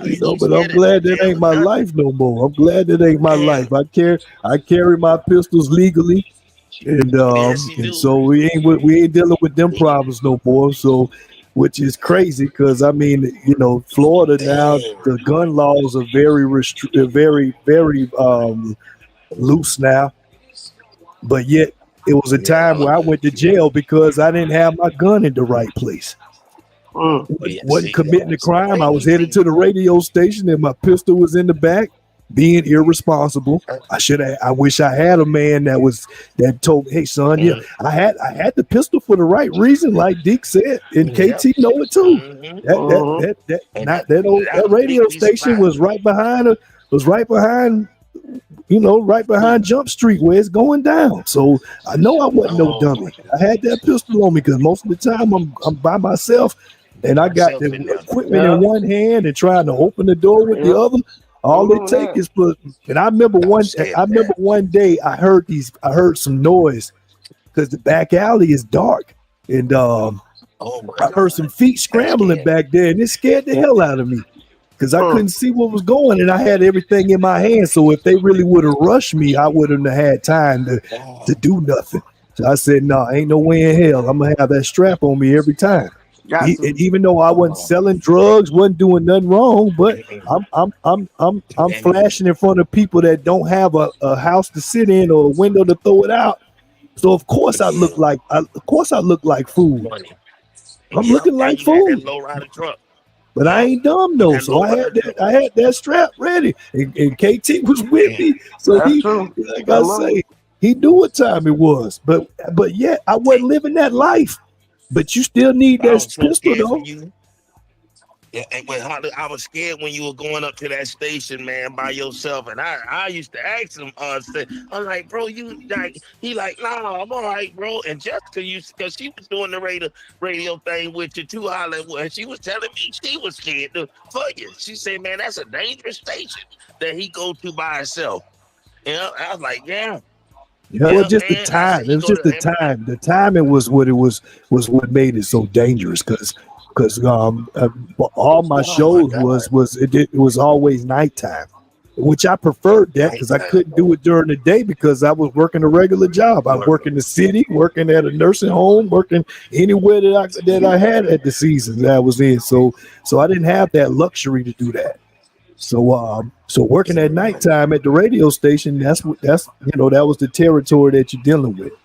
But it is what it is. I wouldn't have changed it, and that's why I kept showing up. And I showed up with that pistol though. So wouldn't play like and Stacey say that pit bull that he had, that was a beautiful. I wanted to get that dog, boy. How that would have been if you'd have still had a big dog. Man, I don't know, man. By the time I gave them to them girls that you introduced me to them, that was long. That was a long time ago, brother. Long time ago. Yes, sir, Hollywood, and that low rider truck. I just remember I say, bro, and that's when you start getting real big with the weight. You got some vivid memories, bro. You definitely do. You bring it back memories that I hadn't thought of in a little while. So yeah, I remember the Bronco too. I know what you're talking about. O.J. Simpson Bronco. What is you talking about? No, not the Bronco. What's the trouble with the Fort Pierce in, man? I know the blue truck. Oh, you talking about my Blazer. You talking about my Blazer. Yeah, that was matter of fact, that was the time that KT is my only friend, my only brother out of Manatee County that ever met my biological father. That's a fact. Because he was living in Palm Beach, and we went to was it Fort Pierce or something like that. Bigger Rankins had invited us to come out there to do this was right before 2 Chainz blowed up. It was his first mixtape that blew him up. And KT jumped on the road with me because by that time we both had got fired from the city, so we was living different lives. KT was back then. I used to call him K2. No, you had K2, man. Well, you know T-Pain. Bad influence. He was smoking that damn bull crap. We used to call him K2 back then, D. I was losing my mind on that truck. That's why I couldn't record the footage. Well, see, I gotta ask him. Oh Lord! Hey, now Hollywood. Now I'm gonna ask. Now, when we interracial date, y'all, and second you gotta when we do. You think that I noticed the women, and I would just use your situation from your ex. They treat us kind of like what they see us, what's happening with what we're seeing now with our women. Even when we why do they do that? Yeah, when we interracial date, why do some women do that to us? What do you mean like that? What do you mean like that? Like they judge black men when they date out the race versus a black woman dating out the race? Is that what you're saying? Or no, I just use your ex, the way how she was when she got mad at you, want to fight or this and that. Did she learn that from a black woman dating a black man? Or because she wouldn't do that to her own people, would she? Or just to you, you know what I'm saying? Hollywood, because Jessica was that way to me, that. That's I can't really answer that question the right way. She had her issues with me, and I handled things. How I handle them. So, I don't know if that would be consistent to say that she would handle it with everybody else that way. I'm not the type to put my hands on no woman. Now my mouth would put hands on you because I call you everything other than a child of God, and that's not healthy either. But that was my way of meeting her where she was at. And so I didn't have enough Jesus in me at that time to just walk away and not say something. You call because there's certain things you just don't say to a man. That's what I'm so talking that's about. Still my ego was there, but that's also again just as we sharing and making blame for these kids. I can't say in all consciousness of saying that, oh, it was just on her, that, oh no, those things were in her. So I didn't cause those things to come out of her. Those were her behaviors. But if I would have put my hands on her, then that would have been all on me. Because I didn't, because I have to know my limits. I got to know how to separate myself from the situation. But it was toxic. We kept staying in that situation. That ain't healthy either. So you gotta take some level of accountability, no matter what side of the fence you on. I ain't gonna say, this person wasn't black. She had black in her, so you can't really just take the black element and say that that's the spicy part in the recipe that makes it pop like that. I don't think that was the case. I think she also came from a one parent household. I met her father, but her father wasn't present. And that's when she told me after everything was over with, I didn't know how to respect a man. But see, that's not really true because you have to teach somebody sometimes how the way to treat you. That's right. Because certain things may matter to KT that don't matter to me. So if a woman was to try to love him, and then that same woman was to try to love me, our love language would be different. It wouldn't work. So that's the same way for me loving that woman. Her love language may be different. So I can't expect to love her the same way that I want to be loved. We got to have that conversation from the get-go. You don't do this after we have kids. You don't do this after we get married. That's problematic. And that's why we got so many of these unaccounted for kids, because they didn't have these intentional conversations. I had these conversations with my wife. Facts. And so in 3 months, I had these conversations with my current wife. We had these intentional conversations because I had already had enough experience about what didn't work, including this past situation that we were talking about. So I didn't come into it as no victim. She told me what her love language was. She told me the things that she encountered that stuck in my head, and the same thing for her. And that's why here we are at the end of this month. It'll be 8 years. I mean, this is my longest relationship to this day, and I've never called her out her name. She's never pushed me to a point to where I felt like I got a man up. Me being a man in my household isn't just synonymous with me making the most money, because at this stage that's not the case. That doesn't compromise that. But I didn't beat that into her. I didn't sit there and be a misogynist to tell her that this is what you gonna do. No, that don't work that way. The best thing that worked out for this is because we both subscribe to my Lord Jesus Christ. So my woman loves him more than she loves me, and I love him more than I love her. That's why she don't never go without me showing her that I love her, because I'm tuned into the source. These kids don't have that in their life, and it's apparent. It's apparent that's why we see these tragedies going on. And Hollywood, I'm gonna tell you, and I know that this sounds crazy, but with a lot of women that's beautiful, like I just use like your ex, a lot of men would just, well, she pretty, so I'm gonna let her dog me out. But everybody was like, man, like Hollywood, like he ain't just let him just take that and just be a simp like everybody else would be, so what made you at your peak just still reject that type of, because a lot of men wouldn't do it, and I'm one of them.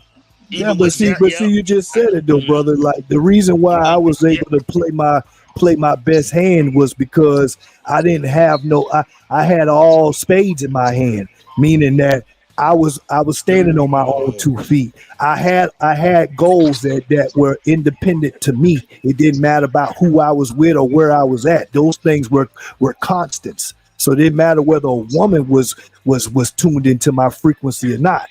So it's easy that if you ain't tuning in, then I'm gonna tune you out. That's what it is. And that was the flex that a man or a woman can be able to move to the beat of their own drum when they standing up like that. So I didn't have no kids with this woman. So that also gave me my independence, because unfortunately, and I get it, for a man that wants to just keep the peace, because we got men that want to do that too. You got people that want to just keep the peace because they want to keep their family together. I don't knock you for that, but it's not healthy to keep it in an environment that's going to be, that's going to be toxic. So I don't think that's a good trade-off either. If you're going to try to fight for your family, fight for it the right way. Go to counseling, get these resources that's gonna help you fight fair. Fighting where I'm calling you out your name and that woman coming at me, in a disrespectful way, because men, our love language 99% is what? Respect. So once that respect is taken out of the situation, you lose most men. They ain't trying to hear nothing else, including myself. If I feel that level of disrespect, I ain't really able to hear anything else right then. I need to calm down before I can even listen. I can even hear you again. So, but that's because that's the value that I place on myself. So it ain't so much just about, giving my power to a woman or any other situation. But see, one thing I'm gonna add to this, brother, is that in my later life, I finally got diagnosed with PTSD. So I knew I had those problems, and it stemmed from the military. But I've had it my entire life. I don't sleep well. I got bad sleep apnea. So these things I needed to have some. I wouldn't have been able to figure that out just by saying, life is tough. No, I had to do the homework and go get these things checked up so that I really understand what my limitations are. We ain't doing that. We're not taught to do that in our Black communities like that. It's like, we're just now getting to the point where mental health is something that's respectable. You didn't hear nobody talk about mental health when we was in high school. You and your feelings too much as a man, you a pussy. Yeah. For lack of better words, but that's the truth.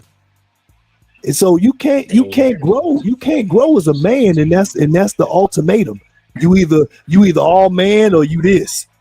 No, you still a man. You a man with feelings. You a man that's growing. You a man that makes mistakes. You still a man. It don't change you being a man. And when your manhood is transactional, then you'll never be able to get your full worth. My woman respects me because of who I am and what I bring as myself to the table. Whether I have $1 million in my pocket or I ain't got nothing. That has never been the perspective on how she respects me or how she trains my children to respect me. That's golden, brother. And I know a lot of men that can't say that. But it's not just off my merit. But I also ain't giving her no reason not to treat me that way either. I respect my woman. I help my woman. The household chores is not just on her.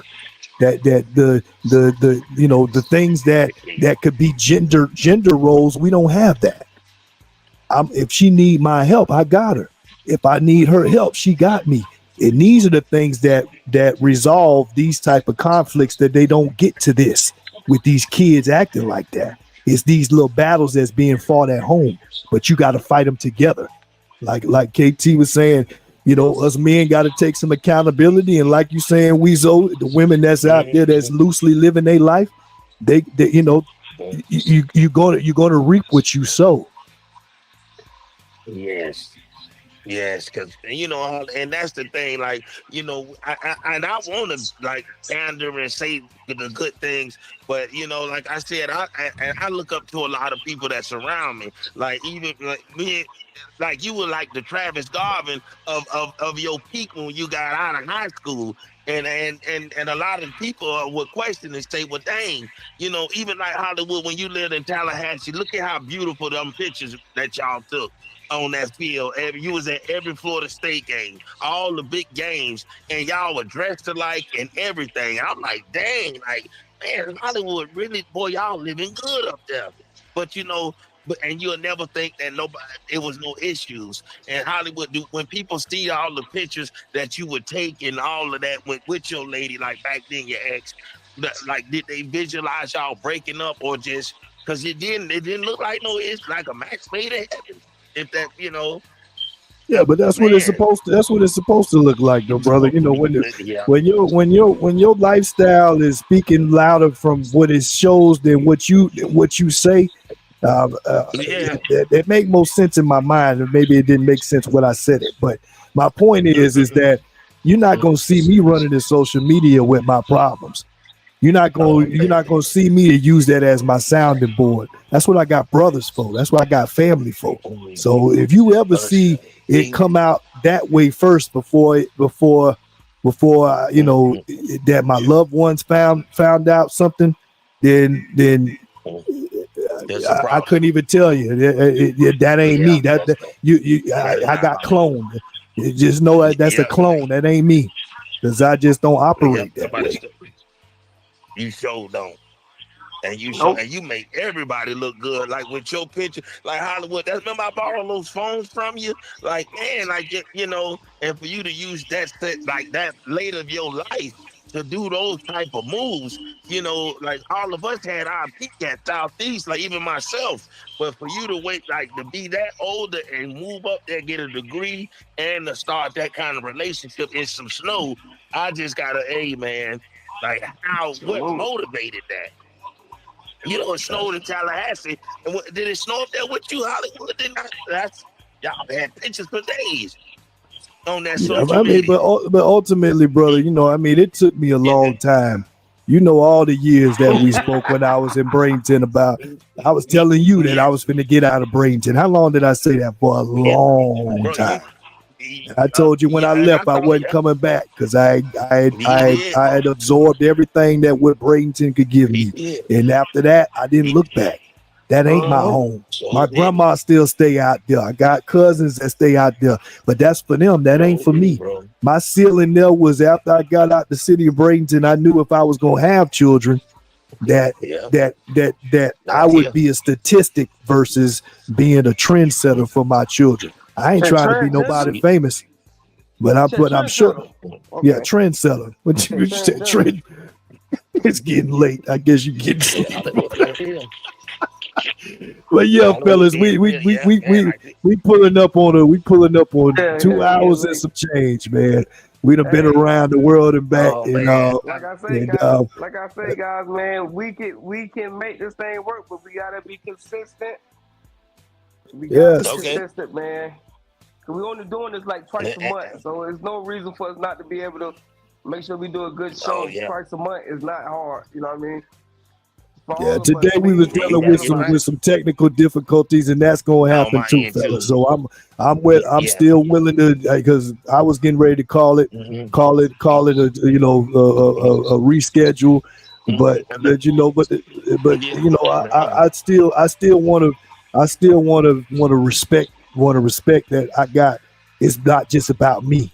I got a team over here. You guys are my team. So we only as good as our weakest link. Yeah. And that's another good example of what we're showing to these people that may see us from afar, is that a man is only a man. A child, you know what the difference between a child and an adult? Accountability.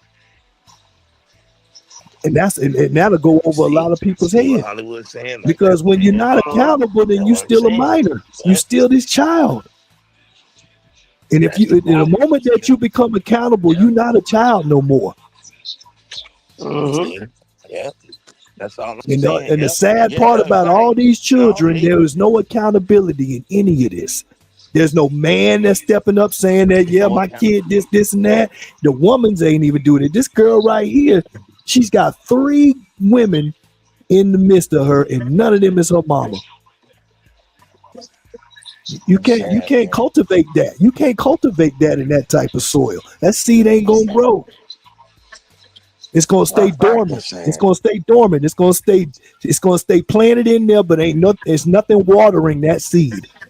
And so it's just gonna stay in there and not sprout, or it eventually grow. And see, that was me. I was that seed in that soil but it took me until I didn't go to college until 30. I'm a late bloomer. I ain't have kids till 40. That's I didn't follow nobody else's recipe with that. I just grew up and grew out of things, and it was time for me to take that next step. But if it was up to me, I would have had these things long time before. But that's God's timing, because ain't no telling where I would be if this would have happened earlier. My resources wouldn't have matched up to where I'm at now. Who knows?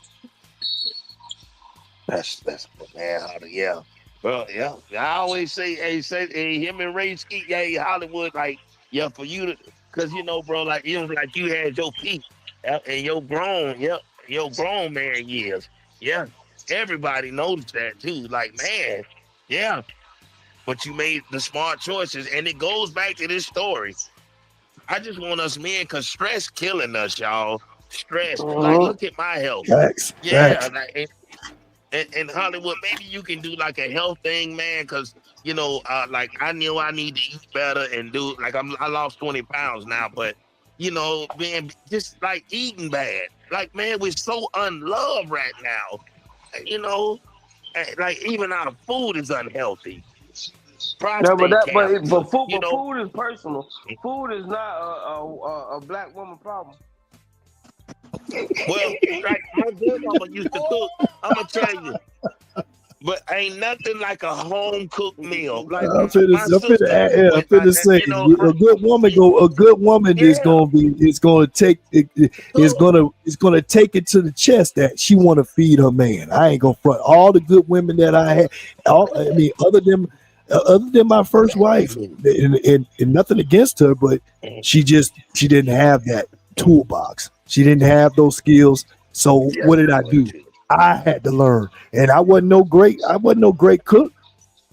But I sure enough wasn't finna just hard. Because she wasn't doing it. I sure enough wasn't gonna do it myself. I couldn't afford not to. I couldn't go get something to eat every day. That just wasn't like that. Not making $10.75 working at the city. I got a car payment and I'm paying rent. Where the money going? Yeah. Yeah, you was out on the west side too, by the beach. So yeah, facts. By Blake, that stuff. And that was all me paying for that. That was all me paying for that with a wife. And he was in Somerset. Man, that's crazy, yo. That's crazy, man. Well, see that? And then had the studio, man, bro. People don't understand. That's why I say, that's why I didn't have children from her, though. The reality is, I didn't have children from her because I had enough time to realize that it would just be me.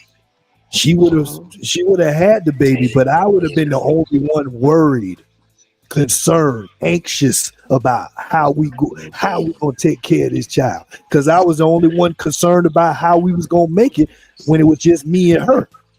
So I know that some women, they don't get that maternal instinct until they start having children.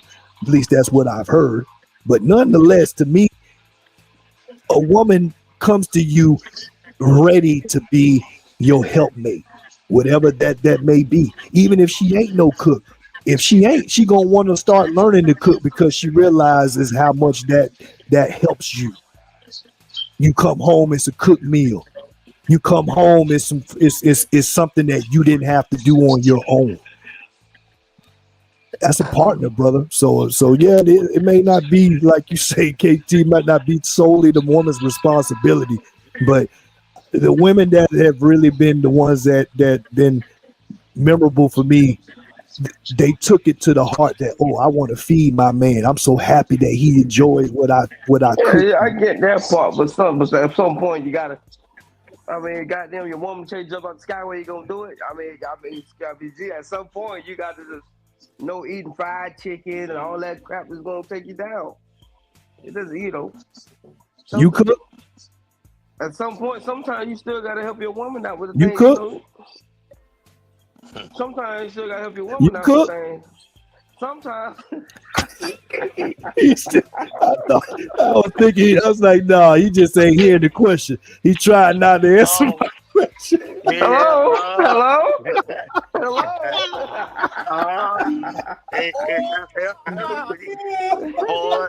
will wait on that answer. I'll wait, y'all. I'm like, damn. Hey, but and you know what, too, y'all, and also to get your prostate checked too, fellas.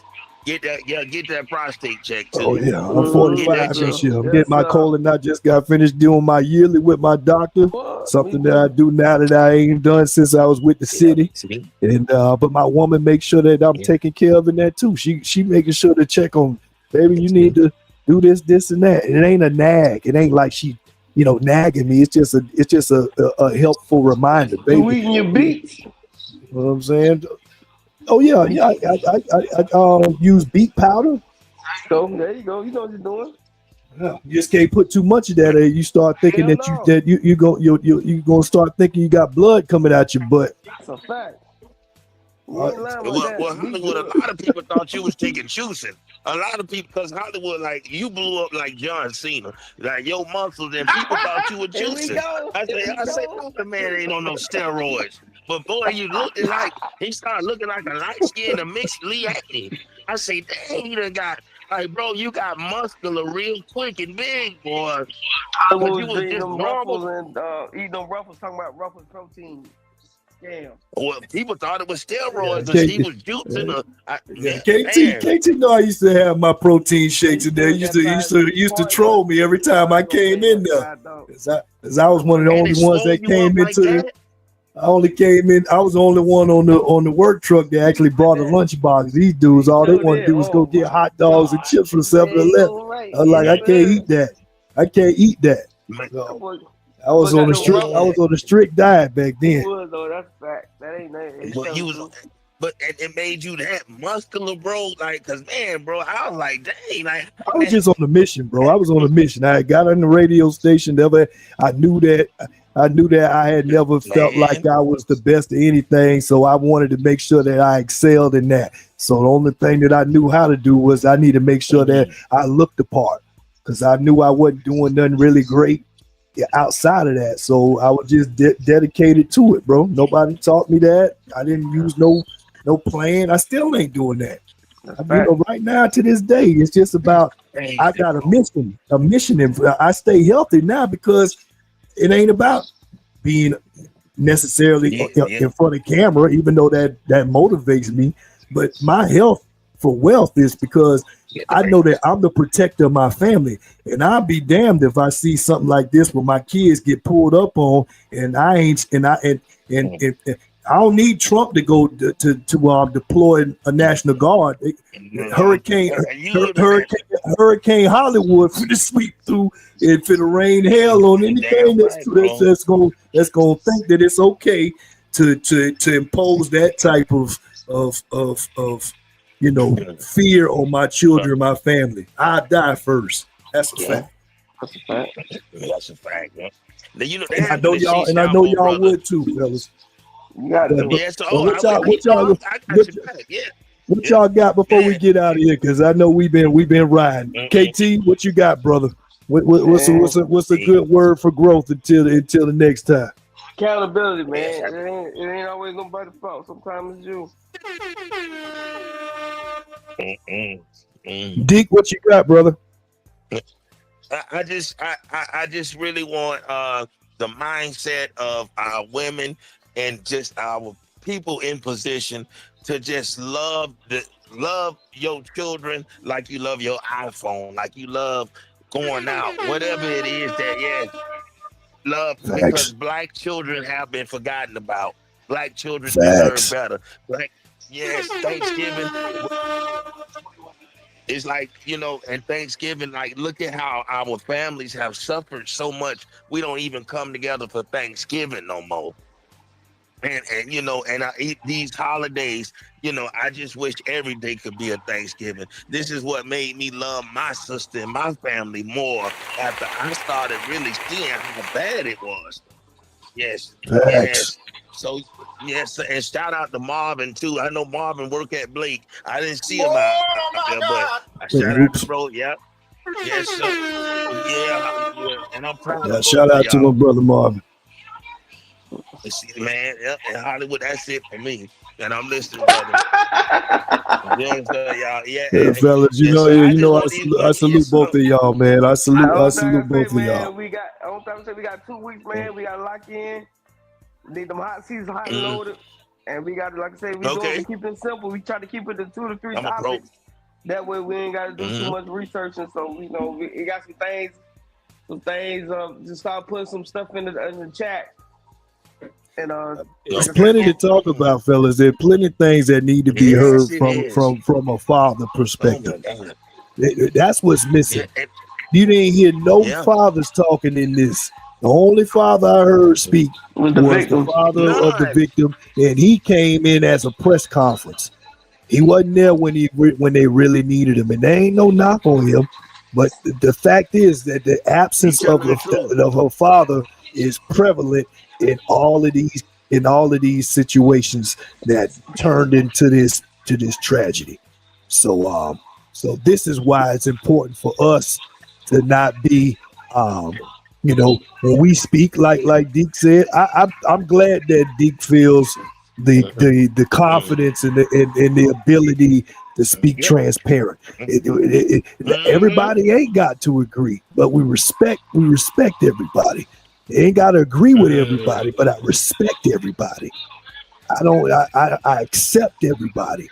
I don't agree with everything, and I don't agree with everybody, but I accept, because accepting is out of my control. Accepting just means that it's going to happen whether I do or don't do something. That's accepting. So I have to accept certain realities. And one thing that we need that we got to hold ourselves accountable is that, what are the men saying? Because as Deke said, in many of our communities, the men are being neutered. The men are too busy. Their head is up under the ground because they done made some decisions that they done dug themselves a hole. They gotta take that accountability. I had to.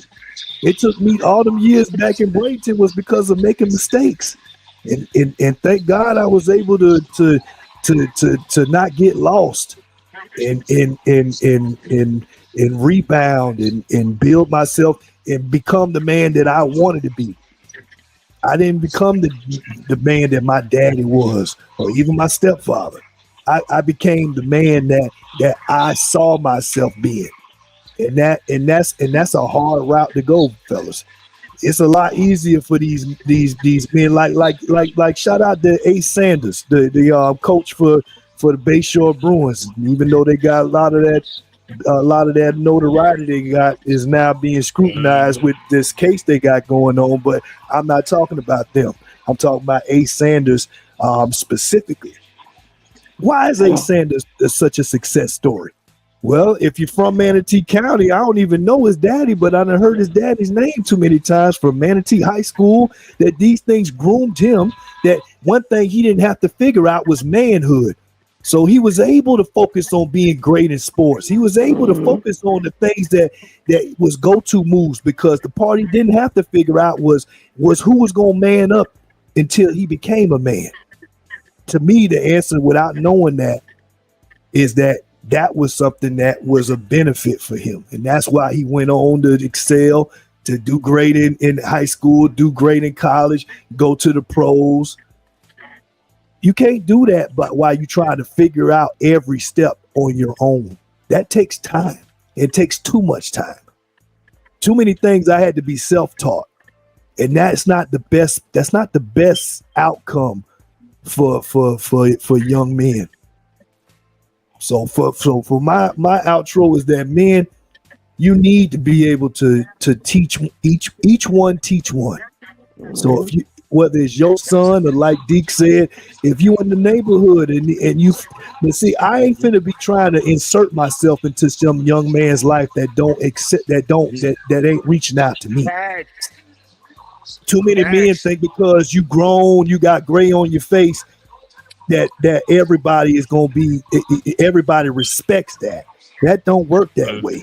We're blessed by certain things that's gonna it's going to make a good impression on these young men, and you'll know when that who that young man is, because he's going to always be often coming up talking to you, because he wants you to co-sign the things that he's doing. He wants to know how is it that even though it look good, he think everything you do is perfect, but it just look good because because everybody don't need to know what's going on behind the scenes. That's a taught lesson. These things that don't happen by magic. So each one teach one, fellas, and that's why listening to what we speak on our show, until the audience is able to appreciate what we're doing while we still turning the screws behind the scenes. These messages are necessary, fellas. Yeah. So I salute my guys. I salute the Big Frank. Salute the KT. Salute the Dick. Appreciate you guys. You already know it. And, all right, fellas. Until that next Friday, fellas.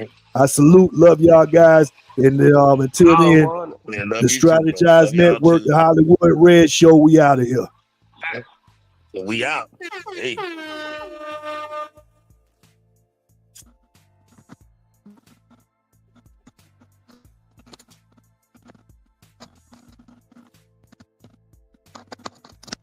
This is not your end all be all. You can come back from this. And you will come back from this. You will come back from this. And everybody, like, give these parents and these kids, let's give them, the kids, a little grace. Let's get to the bottom of this. This is the issue in our community. This is why the term a village, it takes a village. It's a lot for a parent. I'm not a parent, but it's a lot for a parent. Like, let these kids take accountability, but let's not dog these kids. These are kids. And let's make sure that we explain to these kids why it's wrong. A lot of these kids are each other influences. And it's so easy to say, oh, they being raised wrong. No, sometimes kids are being raised right. This child, she being raised right. She's being raised correctly. Peer pressure is something we all experience. You're tuned in to the one and only, the Strategize Network, TSN. Girl, now on my previous video, I did a whole rant right here. We're gonna eliminate that for time's sake, but all the little girl was doing was constantly trying to make herself cry and steadily wiping her face where it was, you would think it was